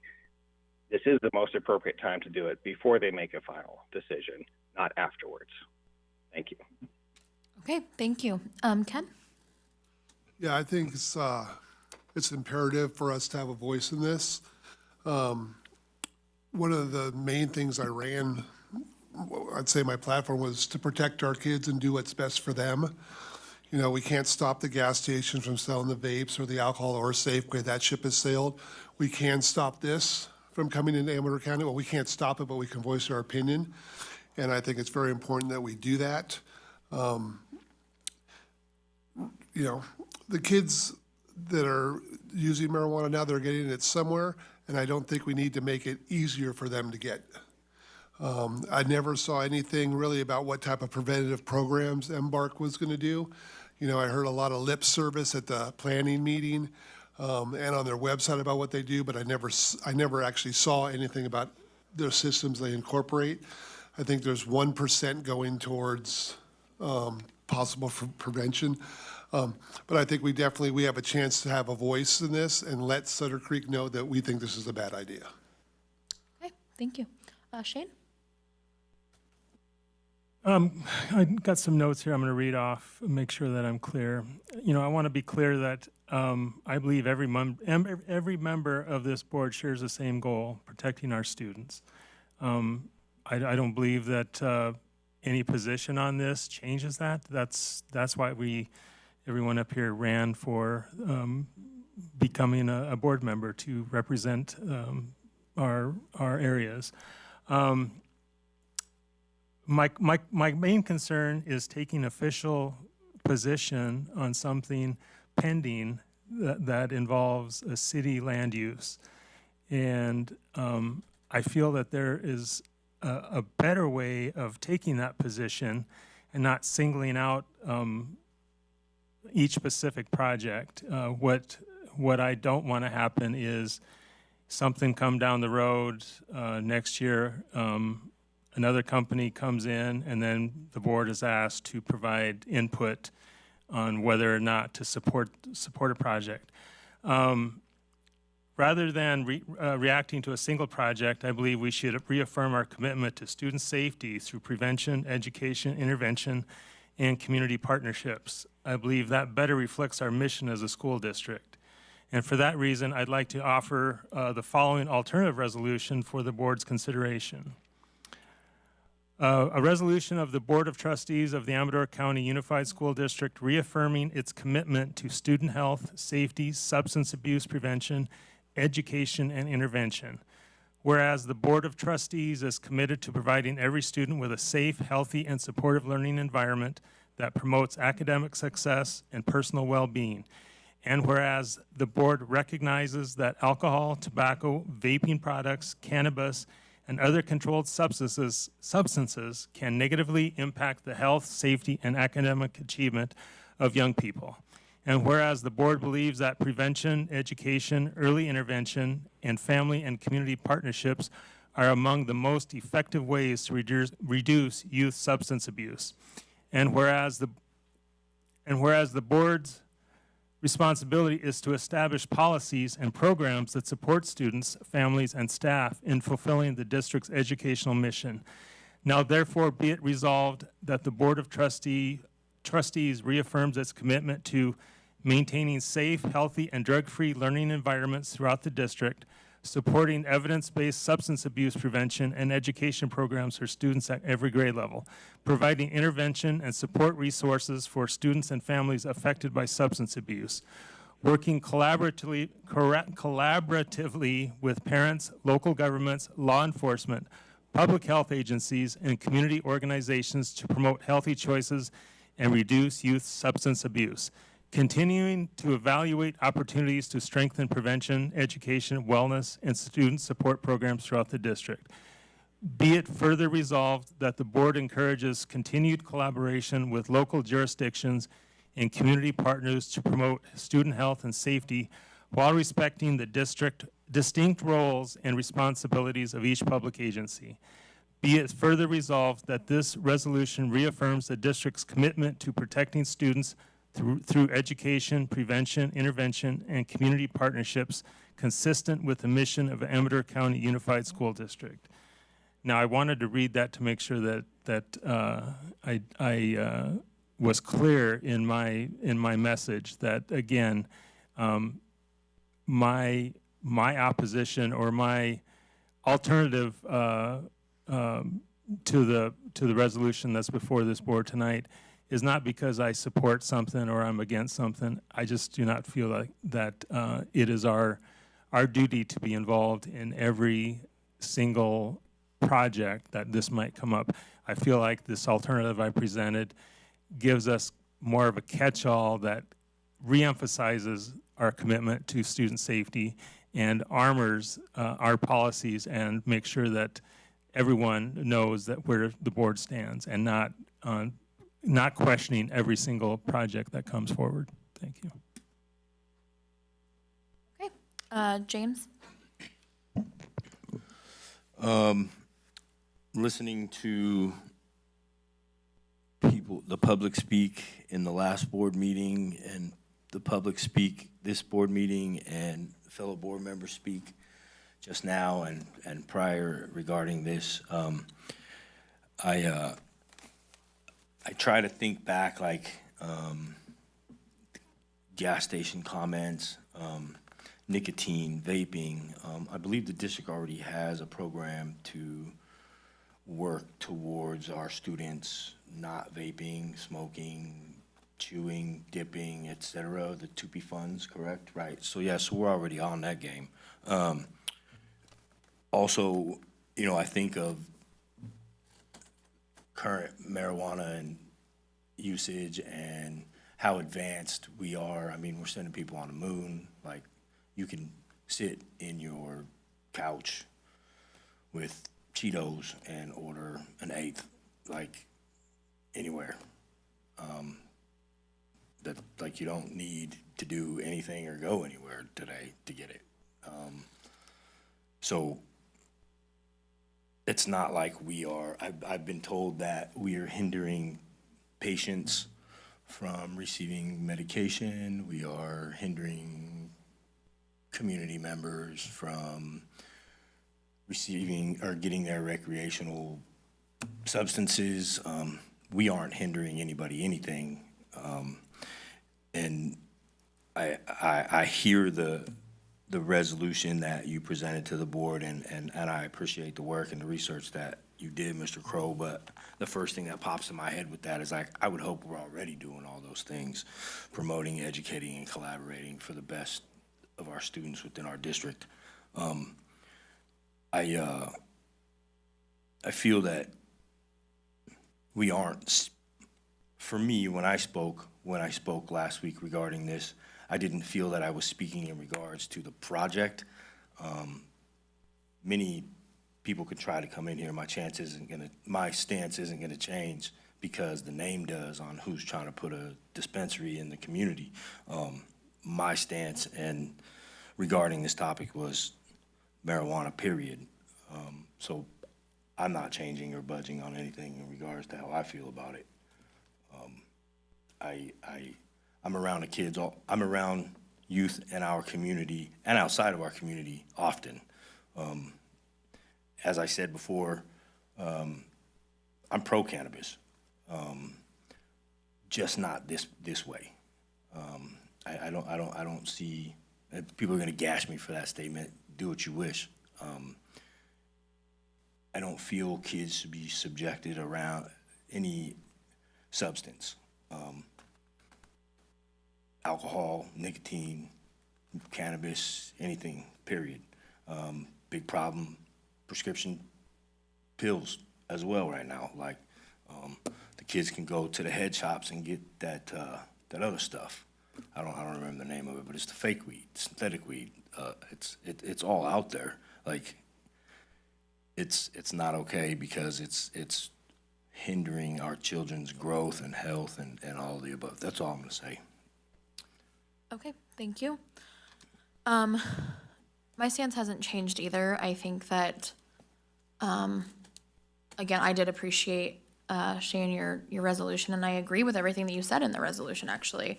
And I do hope that we are doing all of those things and that we can make a bigger push to make sure that all of those things that you talked about are being checked off within our district. I think that the argument, though, that we shouldn't have a say in any land use or we shouldn't have an opinion or anything like that in other entities, other county agencies, things like that, business, if you will, I don't really agree with that. And I don't agree with that because they have the same opportunity to come here and speak at our meetings.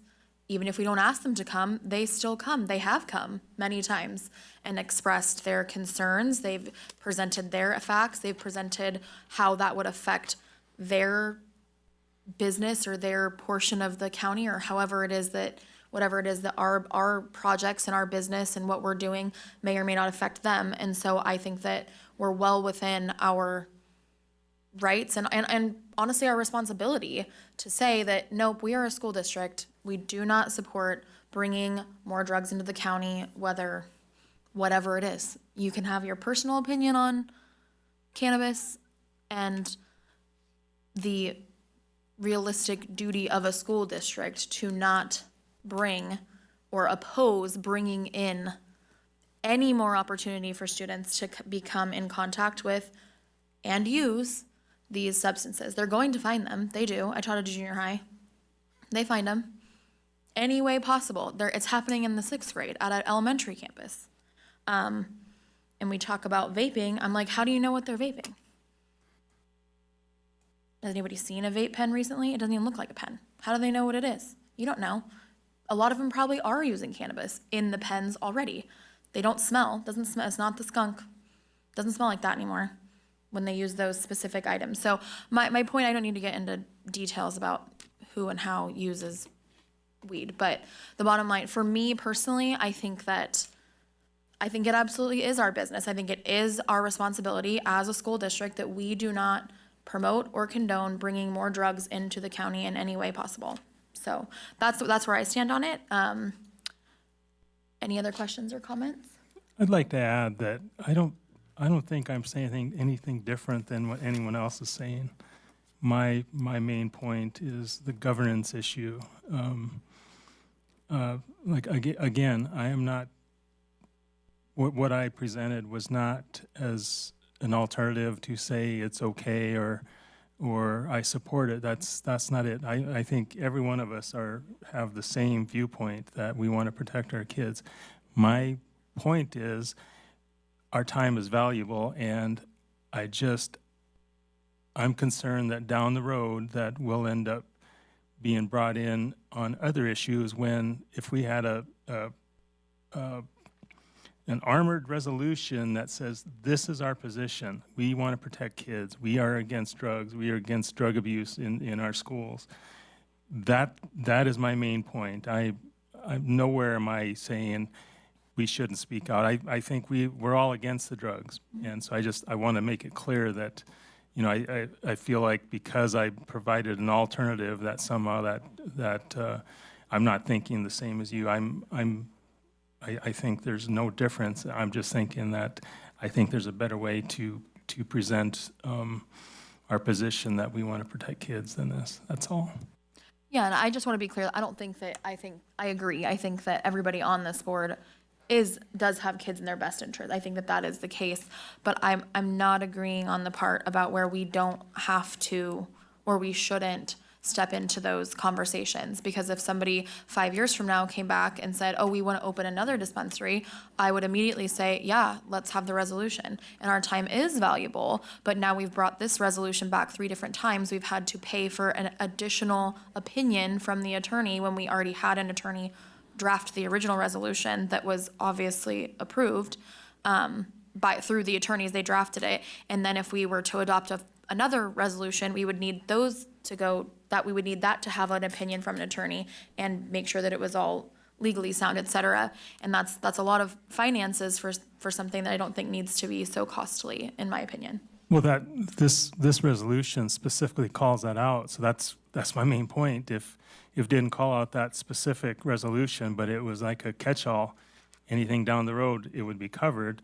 My concern is down the road, because this resolution that's before us specifically calls out the one in Sutter Creek that, say someone comes up that wants to do something another part of the county, well, then we're gonna be going back to our attorneys, having another resolution, and I just think that if you had something that is just like a board policy, it's there, it doesn't matter where it happens, this is what our views are, so I'll end there.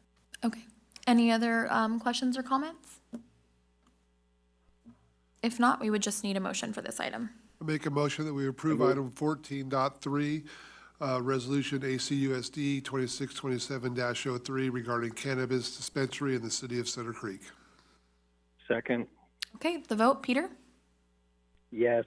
Ken? Yes. Shane? No. James? Aye. And I'm also a yes. Okay, we're gonna go ahead and move on to item 14.4, the Memorandum of Understanding, Amador County Teachers Association, President Release Time, 2627. Yes, I believe this would be the third year in a row that this would be approved. The California Teachers Association at the state level began 2 years ago providing local bargaining units with the funds to be able to have more release time for their union president. And so this MOU acknowledges that, and we track all of the days that the president uses for this release time, and then we are reimbursed by state CTA for the costs of the substitutes during that time. And so we recommend approval of this item. Okay, questions or comments? Peter? No questions or comments. Ken? Anything? Shane? No questions. I don't have any questions either. We would just need a motion. Move to approve item 14.4, Memorandum of Understanding, ACTA, President Release Time, 2627. Second. Okay, and the vote, Peter? Yes. Ken? Yes. Shane? Yes. James? Aye. I'm also a yes. Okay, and then item 15.5, recommendation to award contracts for vehicle fleet acquisition. We do have a public comment card, Patricia and Gija.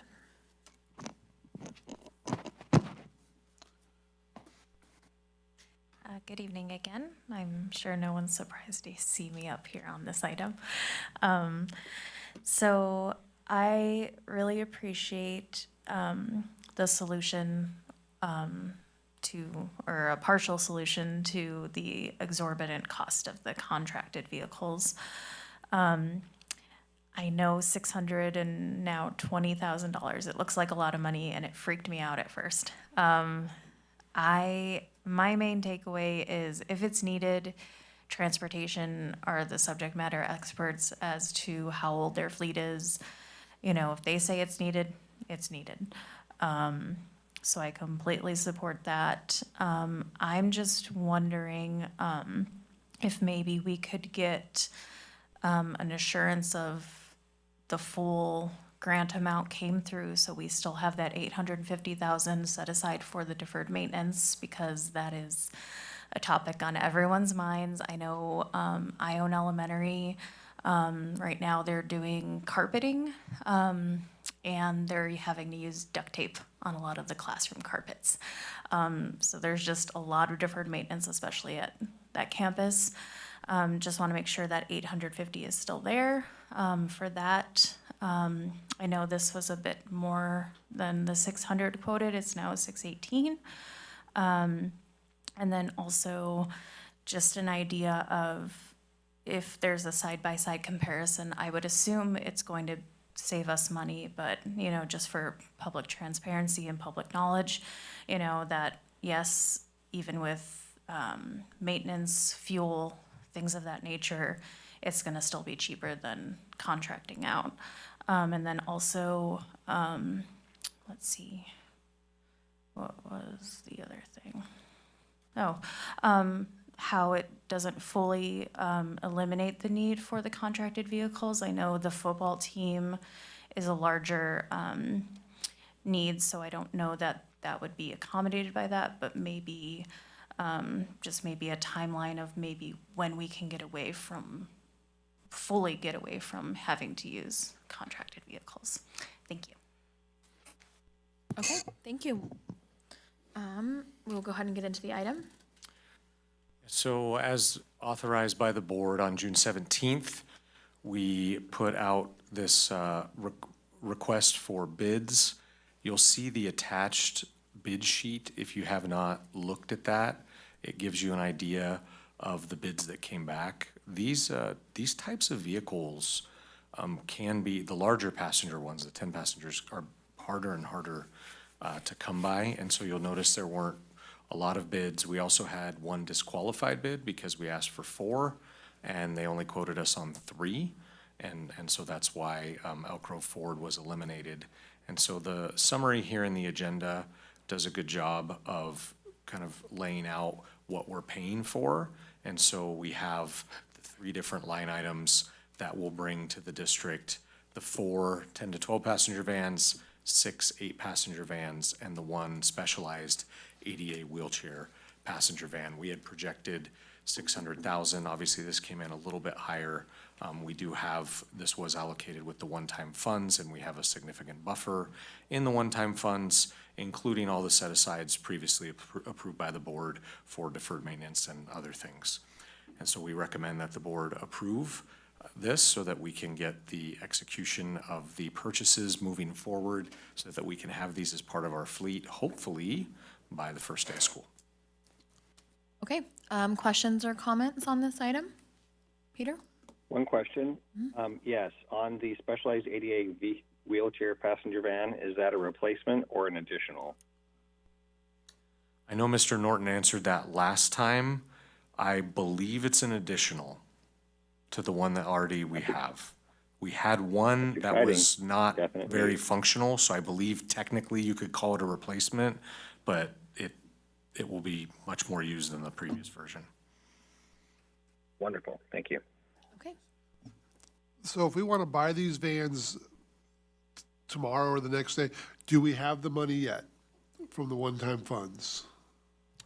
Yeah, that was part of the state budget that was already approved. Absolutely. But we don't have them in hand. Like the cash? So Well, we have to have cash to buy we do have the cash to buy them, yes. and then we're anticipating getting that from the state. Yeah, and that was in the enacted budget, because now, and again, that was, I think the timing of this is important, right? And I'm glad you bring this up, Ken, that June 17th, right? It was authorizing us. We were still, the budget had not been enacted. Now we have an enacted budget that confirms the funds to back up the purchase of these vehicles.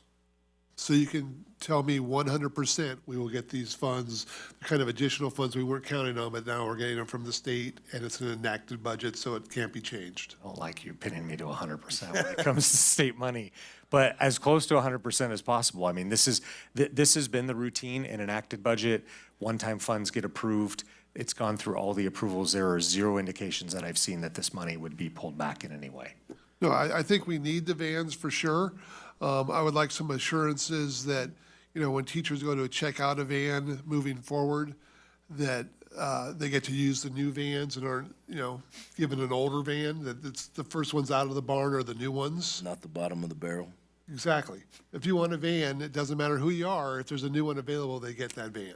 Yeah, absolutely. And this is going to be a multi-pronged process. I would anticipate over the next year or 2 or 3, we're going to be buying more vehicles. I mean, there hasn't been a lot of attention on the van fleet for a long time, so it is well aged. And so I don't want this to also sound like these 9 vehicles or whatever it is, or 11 vehicles solves all of our problems. It drastically improves our situation, no doubt. And we can phase out some of our oldest vehicles, but we still will have some challenges with our fleet. So for the most part, will these vehicles be driven by our teachers? Or are we looking to get drivers for them that we don't already have enough of?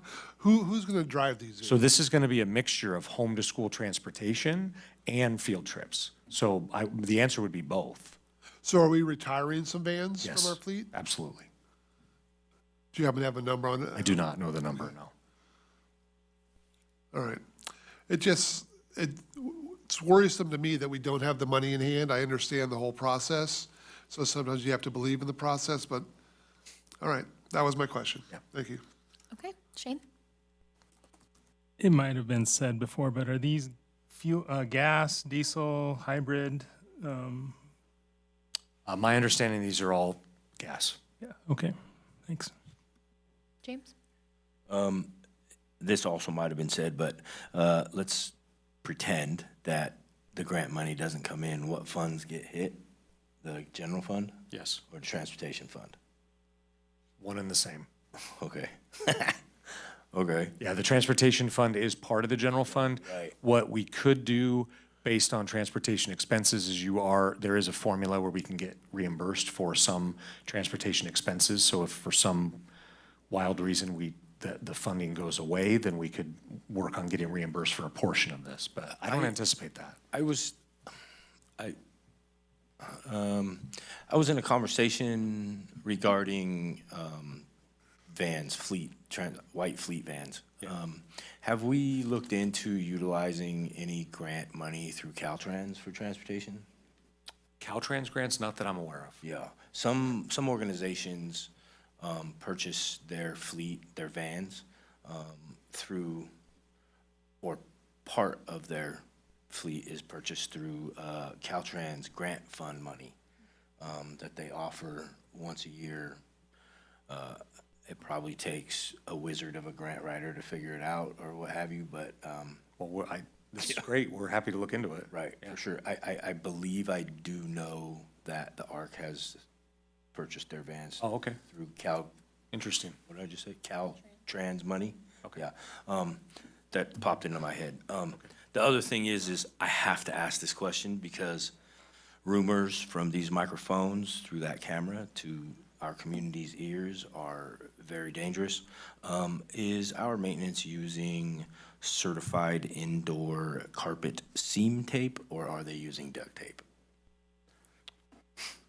I don't know of instances of duct tape being used on carpet except for a temporary repair. When we replace carpet, our maintenance staff is not using any tape. We do carpet squares and they use a specific type of glue. Okay. And they spread the glue similar to a very thin set, like you would be laying ceramic tile. Right. And then they lay the carpet square tiles that way. But yeah, I mean, duct tape, this sounds crazy, but like if you have an asbestos tile or you have other things, duct tape actually is a written remedy. For sure. For those things. As far as it being a long-term solution, of course not. Right. But I also know that there is such thing as carpet seam tape, and one who is unaware of those things could easily, oh, that's duct tape. Well, would you look at that, and tell Linda at the barber shop or the salon, and oh my God, would you believe this? I don't know. I just would like, could you find that out? absolutely, yeah, we can. I mean, we'll ask Mr. Cruz and what other carpet projects are going on. I mean, every summer we have carpet replacement projects going on, but as far as using duct tape, I'm not aware of that. Okay, thank you. Good questions on the vans? No questions Oh, on the me? vans? No, sorry. Okay. That's all. I don't have any, I think that there's always, I think in the last 4 years, I've always expressed my extreme displeasure on how our state does educational funding, how that funding is allotted, how the funding is dispersed to school districts, at what time, how they do it, how they can give us an IOU and say, here, figure it out. I've always hated that. I think it's ridiculous, but I feel a little bit above my pay grade on this topic. What I do know is that we have discussed transportation at length at multiple board meetings. We've had many instances of issues with the vans. We have taken multiple boardwalks to transportation, and I've seen vans that are, I don't know that I want my kid to ride in that van. I've seen a 1998 Suburban that we are apparently driving around kids in and things like that. And so, while it may look kind of cool now, a little retro, whatever you want to call it, I'm not super interested in my child or anybody's child riding around in a car that isn't reliable or potentially isn't safe. We just had a van literally go up in flames on the side of the road with staff and students in the van. And so for me, at this point, I'm gonna put some faith that the enacted budget will come through the way that it's supposed to, and that we will purchase these vans that are new, that are safe, that are better safety equipped for staff that are driving them and for the students that will be transported in them. Real quick, enacted budget becomes state law. This has to do with cash. A lot of the questions have been brought up because we've had cash flow with the Right. interfund borrowing transfer, the letter about the Right. tax revenue anticipation note, but the budget has been enacted, and so that becomes state law. I have not seen a situation where there's a massive pullback on anything once the budget has been enacted. That would be extremely rare. Sure. May revise to enacted budget. We've seen some wild swings. Sure, sure. COVID year, other things like that, but now that it's enacted, Right. I just want to make sure we Yep. know that. Especially with the specialized ADA wheelchair van, I think that this is really important when we're talking about routing. I'm not trying to speak on things I don't know what I'm talking about, but I think this could be helpful when you have a lot of special education routes, general ed things like that, where you can have a van go pick kids up instead of needing an extra bus driver, things like that, that could really be helpful in a cost-saving sense as well, and potentially shortening time on the bus that some of these kiddos are spending on those routes and on those buses. So for me, I think this is absolutely necessary, and I think that this is a good spend when you're talking about spending so much money. I don't have any other comments or questions. Anybody have anything they want to add? Yeah, one more quick question. Are any of these vans going to be four-wheel drive? That's a good question. I do not believe so. All-wheel drive? How hard would it be to get a couple of them four-wheel drive? I don't know that they sell vans in four-wheel drive. I think they do Oh, they do. all-wheel drive. They do. Four-wheel drive vans? Huh? The more you know. I don't know.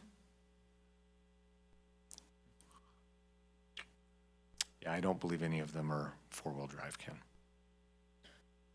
Or I guess in the future, could we make sure that when we are looking for bids, we get a all-wheel drive, four-wheel drive van for upcountry pickup? Or- I think this can also be wrapped in Ken's question about how many vans is this replacing? We can also find out how many vans we already own that are four-wheel drive. I don't know the answer to that. Because I do know the Honda Odysseys, we could get an all-wheel drive. Yeah. So yeah, that's a good solution too, is to just down the road, the next order of vans, we need to Make sure we that take we're, care of upcountry. sure. All right, thank you. Okay, any other questions or comments? If not, then we would just need a motion for this item. Make a motion that we approve item 14.5, recommendation to award contracts for vehicle fleet acquisition fiscal year 26-27. Second. Okay, and the vote, Peter? Yes. Ken? Yes. Shane? Yes. James? Aye. And I'm also a yes. Thank you. Okay, we're gonna move on to item 15, our discussion items. We have the 2026-27 board trainings and conferences. Okay. Might be weird to be excited about this item, but I'm excited about this item. In my time in the district office, I don't know of a time when we had a board discussion in the middle of summer about what is our plan for board professional development. We do it all the time with our staff. We put these intricate plans together on professional development, conferences, all these things, and it just seems like the board being trained or having any professional development is maybe not. And so the goal tonight is we put together the main attachment, the 26-27 board professional development plan. That draft kind of lays out what, through our research are some of the best opportunities in the state for board training and professional development. Notice it's a discussion item tonight. This isn't something for the board to approve, but to then frame a discussion and give direction so that we anticipate next board meeting approving a board professional development plan for the year, which would potentially include some, all, or none of these options.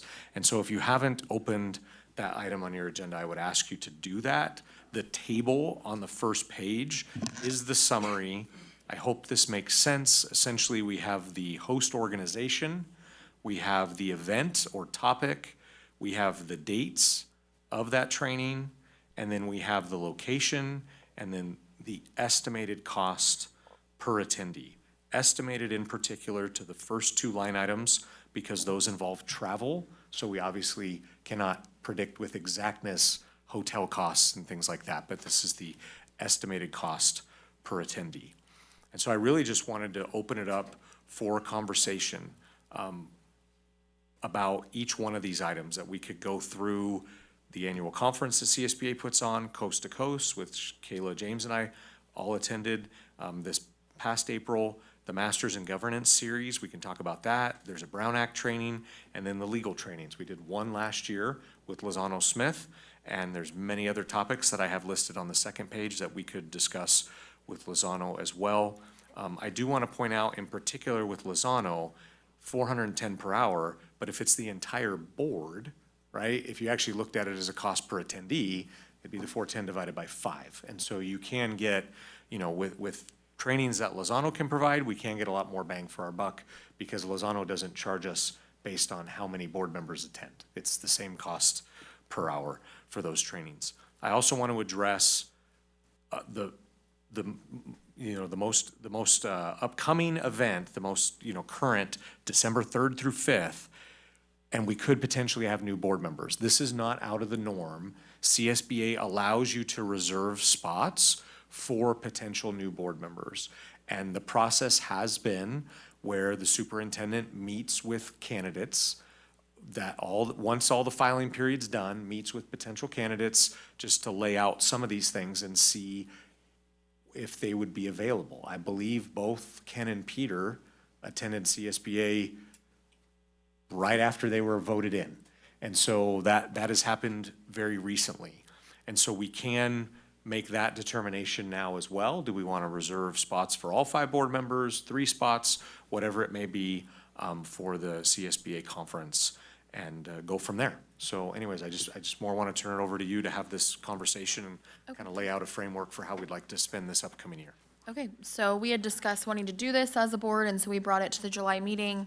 So I thought that we could just go down each kind of event or topic and decide maybe what we want to do with that, if we do want to do it, if we don't think it's worthwhile, or if we want to do one and not the other, et cetera. So the first event, like he said, that is coming up is the annual conference from CSBA. Is it in San Diego this year? It is? Okay.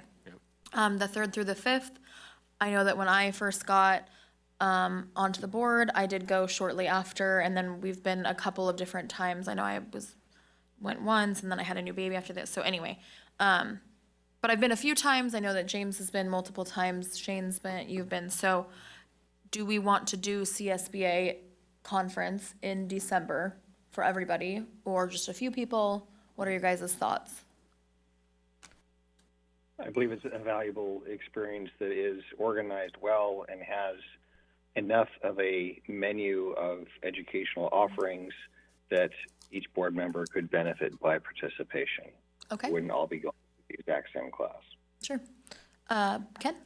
Yeah, I would not be attending that conference. I felt the first day was good, introduction to being a new board member. I found that the subsequent days, there were some classes I would like to take on topics that were all offered at the same time. And also there were many classes where they were overflowing with people and you had to stand up and they were kind of chaotic. So I didn't really get anything out of the last few days of that conference. So I'm not saying other people wouldn't, but yeah, don't sign me up for that. Okay. Shane? I think the CSBA, the annual education conference, would be good. I was really disappointed last year that we weren't able to attend in Sacramento when it was just down the street from us. But I think there's things to gain being in the state like that, and it seems like that involves more state interaction or people that work with the state. And I would be fine with that, going to that one. Okay. James? Yeah, I think it's extremely valuable. The stuff that you learn as a board member, and the the networking, I feel, is extremely valuable as well. Being able to talk with other board members, maybe not necessarily like districts, but just board members within the state, and you just, it's invaluable, or it's extremely valuable. I feel it would be a disservice to the district if we didn't attend. Okay, so I think what I'm hearing is that it's a yes for CSBA, and we should probably reserve spots for at least 4 board members if Ken doesn't want to attend, but for anybody that's new on the board, but 4 spots would be good. Okay, the next topic, the organization, CSBA does put on Coast to Coast. James, myself, and Jared were able to go. It's held in April in Washington, D.C. Thoughts on that, Peter? I was curious whether, because we have here the agenda from, April of 2026, wherein the main emphasis seemed to be training on artificial intelligence, workforce and CTE, and children's online safety and privacy. I'm wondering if it's going to be similar issues, or we really have no idea yet. We're just trusting the CSBA to put on worthwhile content that relates to both the state and national level. Yeah, that's a great question, Peter. We don't know what the main topics will be at this point. And there is a typo that should say April 2027 for the Right, okay, that's correct. Okay, Ken? I think our time might be better served to go and lobby our politicians here in California, day field trips or whatever with our agenda, and get them to sit down with us. I know you guys had a lot of interaction with some of the politicians back there, and it sounded all gung-ho, but I don't know that any of those politicians have necessarily followed through. Maybe they have, and I just don't know. But I think one-on-one, face-to-face can be accomplished for a lot less money. And probably probably keep it in front of them on 2 or 3 different occasions and say, what are you doing for this? Okay, That's my opinion. okay. Shane? I agree. I think we'd get more out of doing interaction in Sacramento or in the state than we would going to Washington, D.C. I believe, I can't remember who said it, but the federal funding rarely fluctuates, and so it seems like it's a difficult task to make any improvements to help our district. So I think that we would be better off in going locally, and as Ken said, the day trips. When I attended with Jared and Robert, that meeting at CalPERS, that was I think an opportunity for us to continue to put faces with the names and try to get assistance with what we have here in Amador County. James? I like the comment faces with the names, and that's at any level. I found quite often, hello, my name is James Marzano. I represent District 3, upcountry of Amador. Who? Where? What? You know what I mean? It's like, well, here, let me explain. Let's sit down. But Governor did increase the special ed budget this year. Is it because of all the work that school board members did? You know what I mean? Maybe. I'd like to say yes. Do we know? We don't. And it was a significant increase, which is amazing because it doesn't affect the general fund budget or the general fund money, which I like. It's important. I think it is good. Now, with that being said, the coast to coast thing, I beat the street all the time. So I'm constantly networking with many people, state level, federal level, local level, surrounding areas level. I personally don't feel every one we should go to, the coast to coast, but I do feel that it had its importance. I don't know, that one's tough only because it is a lot more. I also feel that, that's where it starts.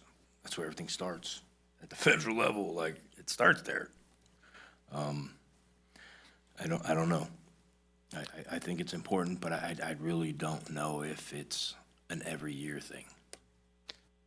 Yeah, I agree with you on that. I think it was valuable. I think it's important. I also agree with what they're saying about going to our representative here in California more often. I think that's a great idea.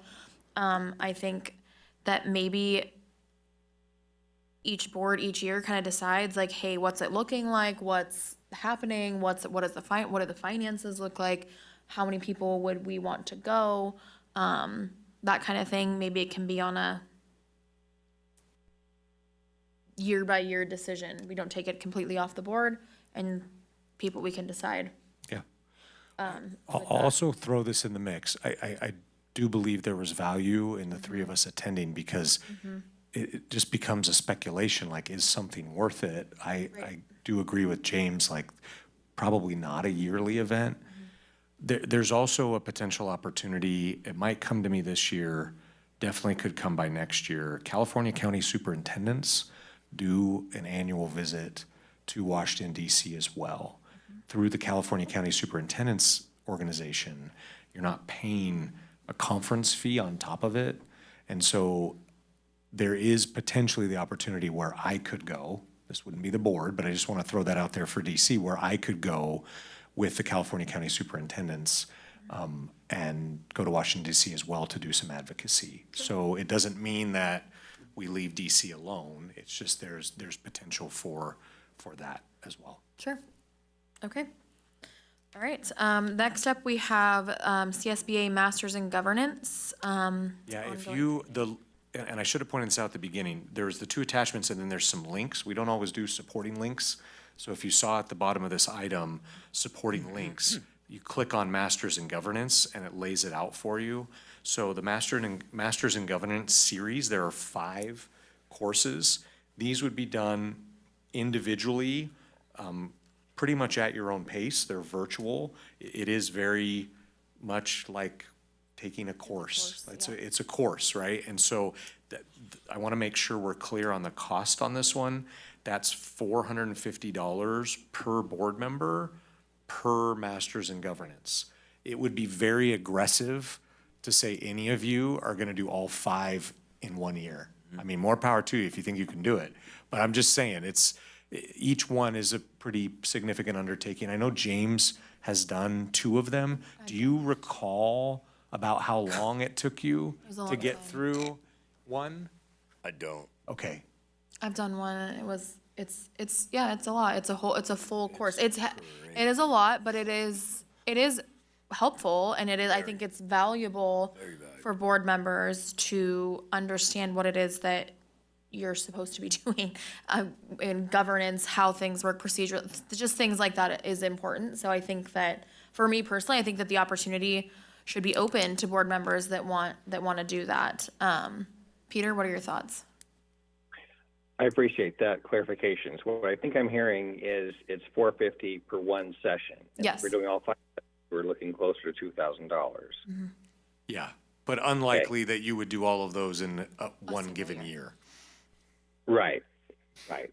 I would be interested in trying one, perhaps the first recommended introductory, whether it's an overview or how it works. It is, session, real and quick, Peter, it is overcharge set up as for a them. series, so they are supposed to be taken, the recommendation is In order. taking them in order, yeah. Got it. So I would definitely be interested in trying one, and then letting you know, as you know, they do say sometimes that teachers are the worst students. That's also true. I already think we know too much. Whether it's worth pursuing further, but having the opportunity or the funding set aside to at least try one course, I think would be desirable. I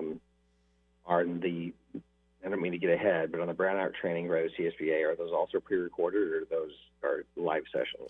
So the Brown Act ones are live, I believe, because that's why they have those specific dates on them, where Masters in Governance is more asynchronous learning.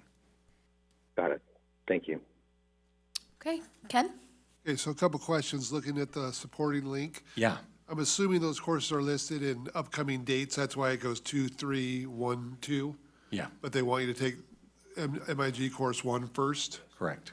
And so it has September 8th to September 16th. Is it a one-day course, or what type of schedule is that?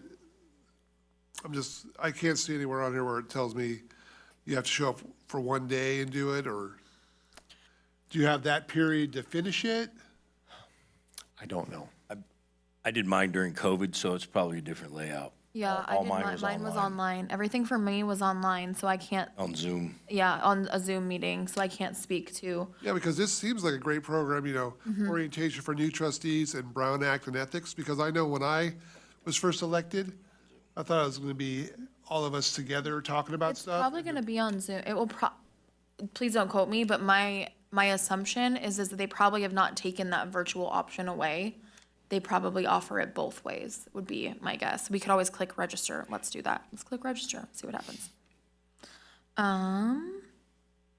So it looks like there's a couple scheduled virtual sessions on dates. There's two for like, if you just click on the first course, so September 8th or 9th, it looks like you attend one of those during a 2.5-hour block, and then again on the 15th and 16th during a 2.5-hour block. This says $475.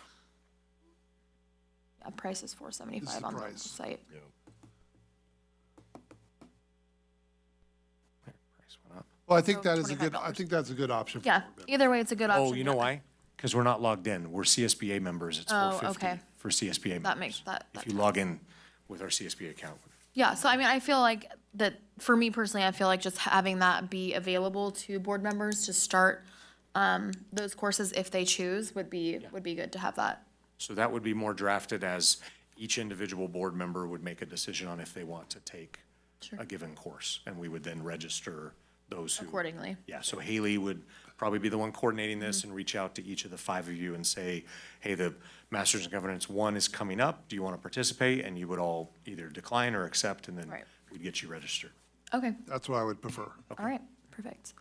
The next one is going to be oh, did you have a question, Sage? I'm sorry. I was just gonna ask, is there any formal approval that would that have to be made at a school board meeting to go through that? So what we could do, no, for a $450 expense like that, no, but what the plan would be is on August 12th, we would do a professional development plan with more detail. Now, based off of what you say, like it's going to say 4 board members going to CSBA, not attending coast to coast, each board member given the opportunity to do Masters in Governance, the board would approve that plan, and then it would come with the relevant expenses would then come with that. Because what I wouldn't want to give the appearance that we're willy-nilly and we're just Correct. going crazy and let's That's why it's take 20 trainings and Yes. no one's approving it. Yeah, absolutely. That's why it's discussion tonight, and then it would be board approved next meeting.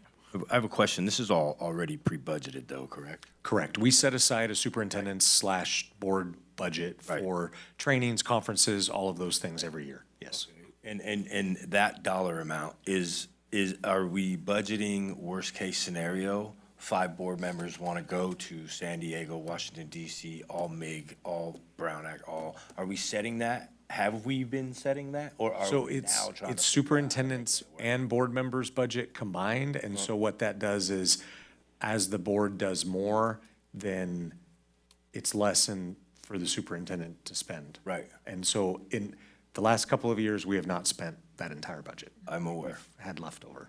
Yeah, So. and I also am a board member that feels that knowledge is power. And yes, you get great OJT sitting here learning from all the professionals that have degrees in what they're sitting here to do.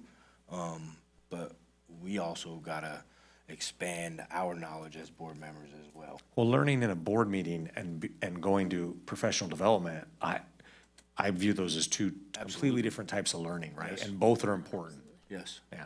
for sure. Yeah. I would like to continue, I would like to finish my MIG training. Okay. That's. Yeah.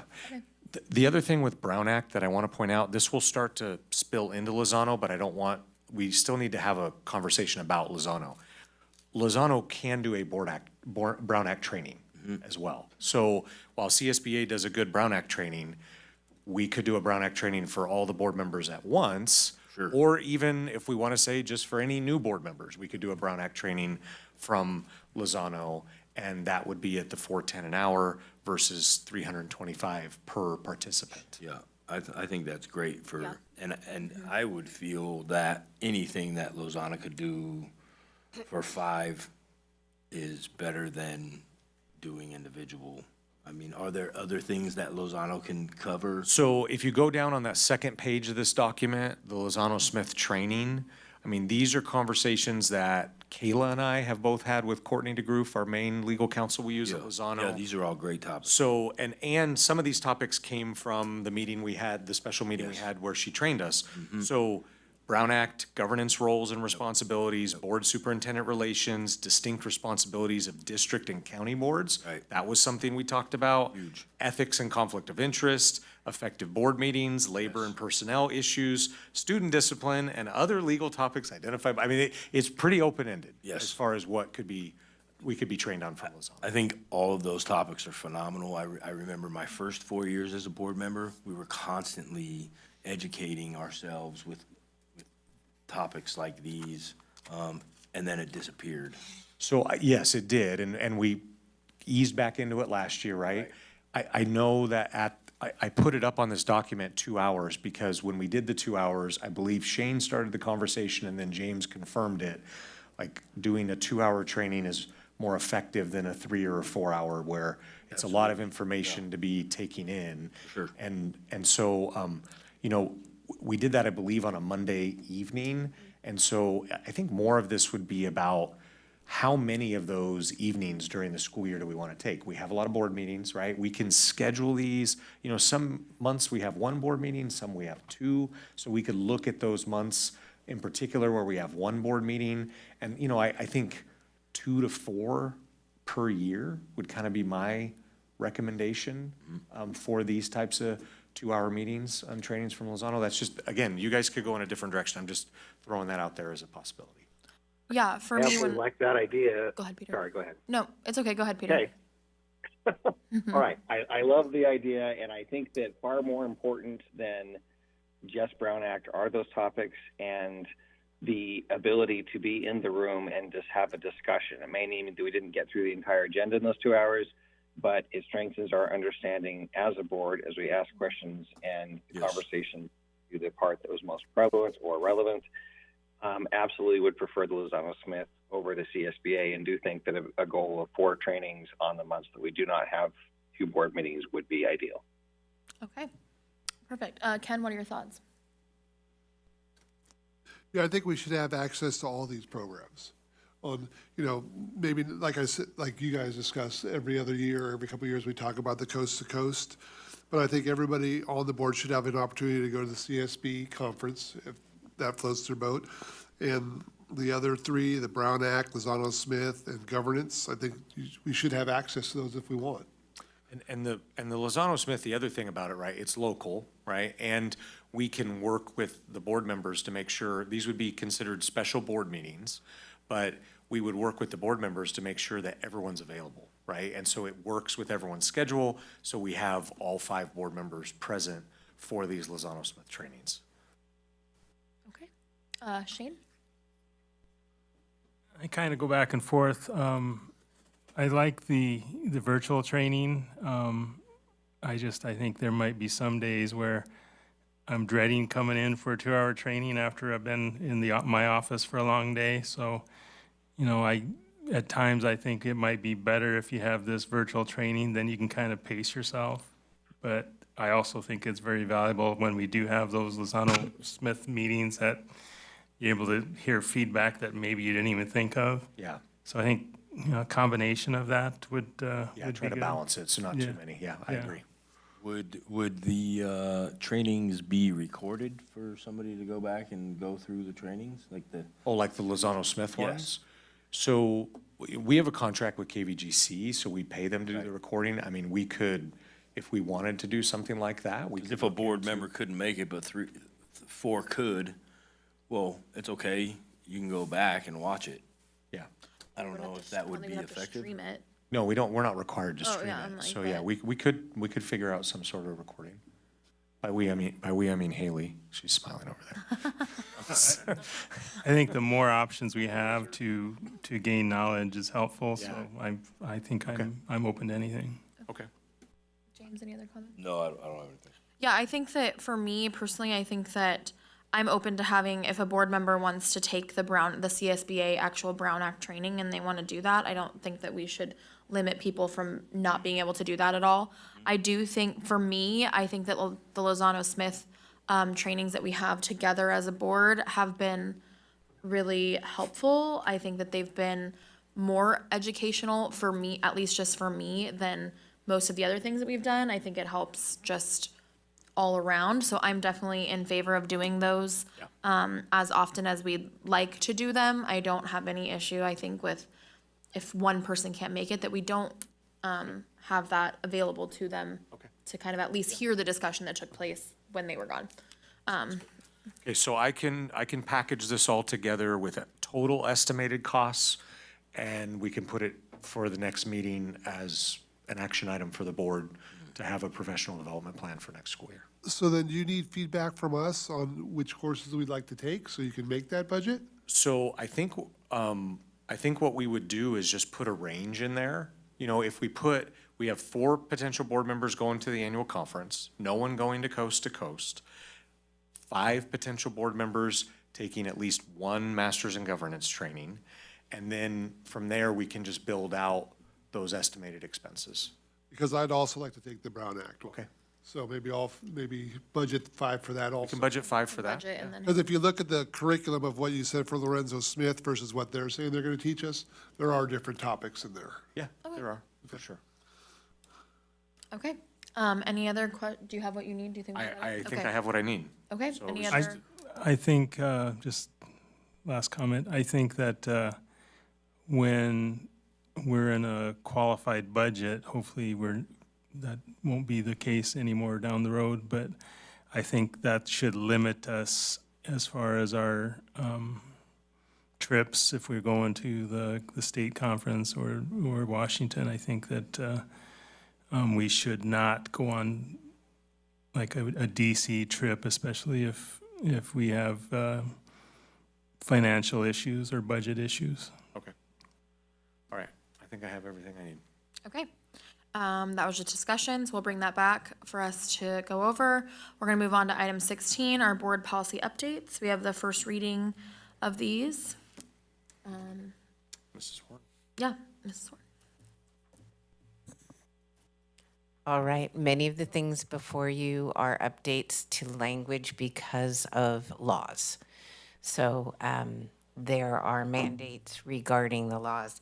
I do want to point out it is unique. We don't always delete board policies. We are not completely removing the sun safety policy. It's now being included in inclement weather. But I am available for any questions that you have on any of these. Okay, questions or comments, Peter? I just appreciate that, in particular, item 3, I guess, 5142 on safety, if you will. I appreciate that. It almost seems like this is an attempt at giving us links to everything related to student safety. So I'm grateful for that and find it a very comprehensive resource to connect to other aspects of this and how it all fits together. Okay. Ken?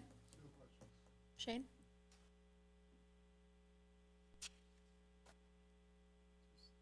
Just so I'm reading this right, this first one on safety, policy 5142, could you give me like the Cliff Notes version on what this change is regarding athletics?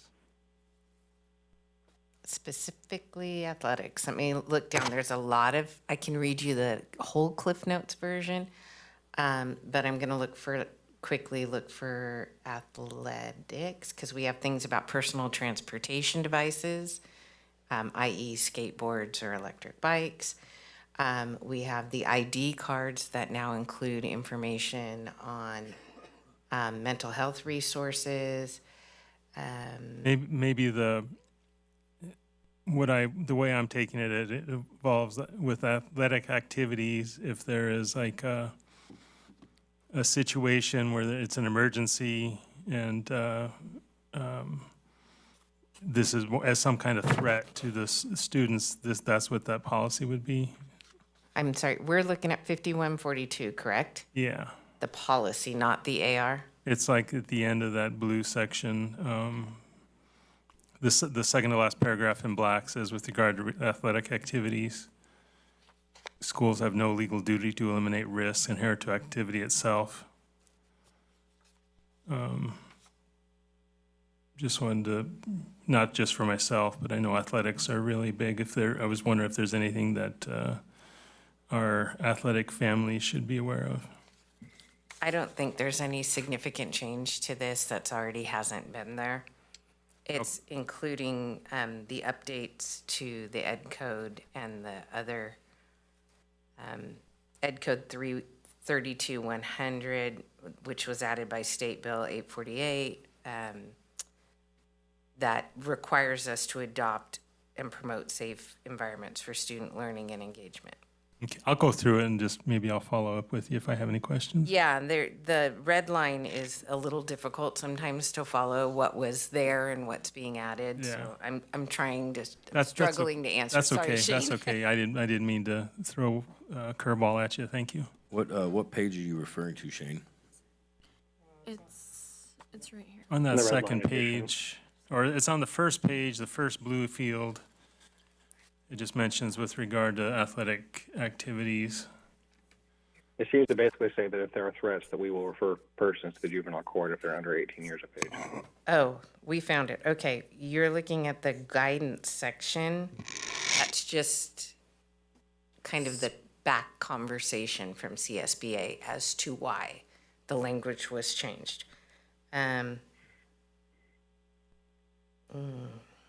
That's okay. I'll follow up with you if I got questions. Thank you. Okay. Any other questions or comments on board policies? These are just discussion only. We'll bring them back for a vote. If not, okay. We're going to go ahead and move on to our board reports. Mr. Critchfield? Yeah, I just want to thank some more employees. Summer, many may think that everybody's off. Not everyone is off work during the summer. So I want to start by thanking our food service staff with the summer meal program and continuing to do that for I don't even know how many summers in a row. And we'll get a report back from Mike Pingree where he throws out these like thousands of meals and everything. It's always awesome to hear how many meals they serve in the community during the summer. Our maintenance staff has been hard at work. I've been to many campuses this summer as they're working on refinishing floors and putting in new carpet, paint, all those other things. We know we have a lot to do. It's more than can be done in a summer, but I appreciate all they're doing. We have transportation staff who has been providing transportation for multiple summer programs, and then our ELOP staff. We still offer ELOP for 9 hours a day, all throughout the summer, minus I think only 2 weeks.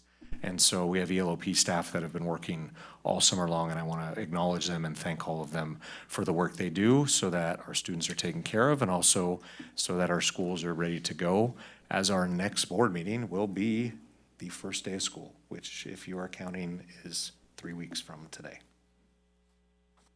Okay. Peter?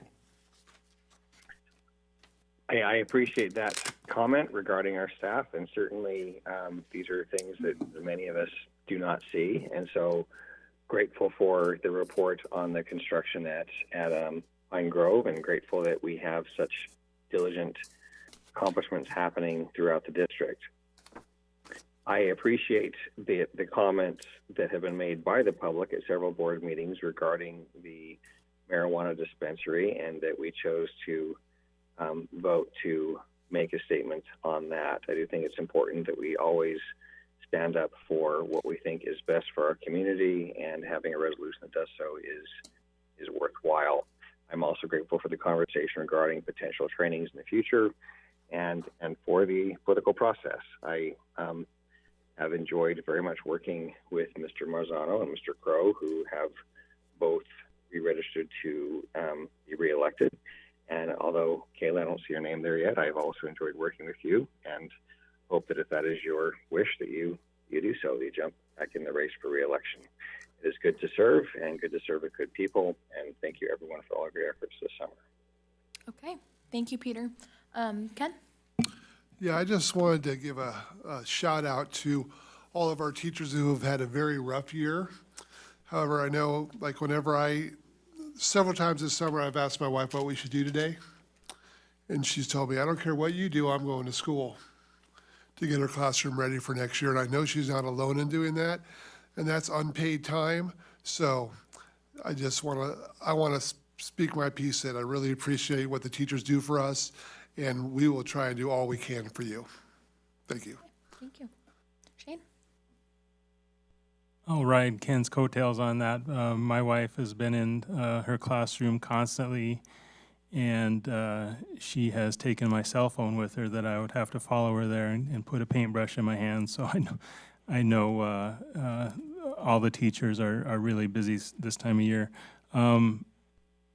Hope everyone enjoys these remaining few weeks, and everyone's ready to go and get started in a good year. And I'm hoping that what the board has been doing is able to make some leeway in helping our staff. Again, that's our focus, is, you know, not only to make sure our students have good opportunities, but also for our staff, and just make sure that our district improves overall. Thank you. One more thing real quick before James. I also want to wish all of our 4-H and FFA kids out there good luck at fair. That is a ton of work. I've done years of that with my son, both of them, my sons and myself back when I was in school. So that's a lot of work, and I hope everybody shows up, and I hope they all have a great experience. Yes, thank you. Go ahead, James. I said in the county meeting that I had the honor and privilege to attend the Tin Roof Bistro, I believe it is, or the Tin Roof Diner. I think it's Bistro. It's on Main Street. Got to attend their grand opening, and the owner / chef there was raving about the district's farm. I thought it was great. She was praising the kids, the conversations she was saying that she was having with the kids, the basil, her pesto, which was amazing. We got to sample some of the food that she's making there, utilizing ingredients from the farm. I think it's great, and to see that full circle back in the community is great. Also, the kids eating it at the schools as well, but to hear community members talk and rave about it, it was pretty cool. Real quick, James, if I could insert myself, Thursdays, we're still doing the produce boxes.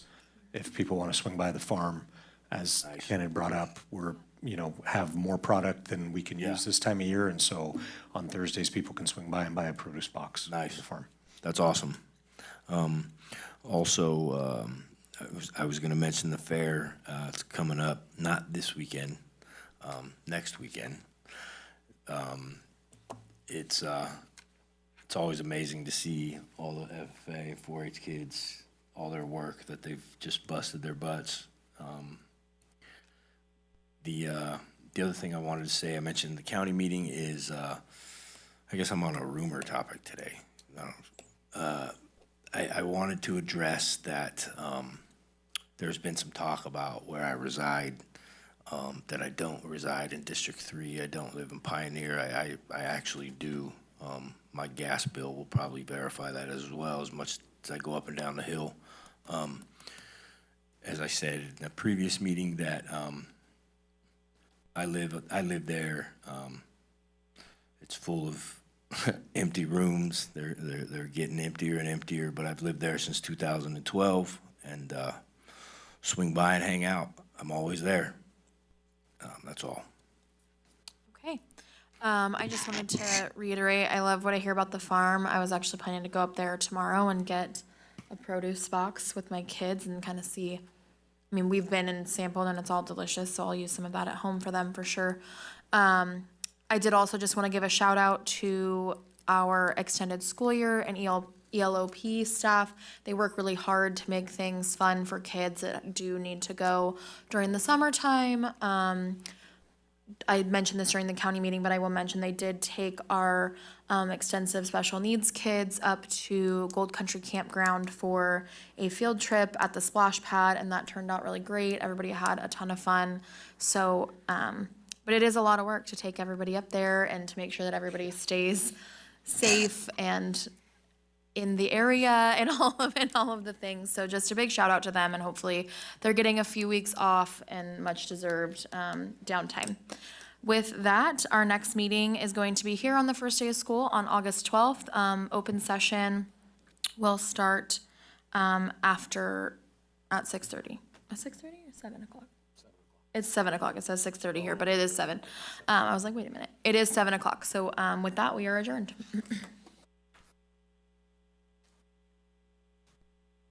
Thank you, everyone.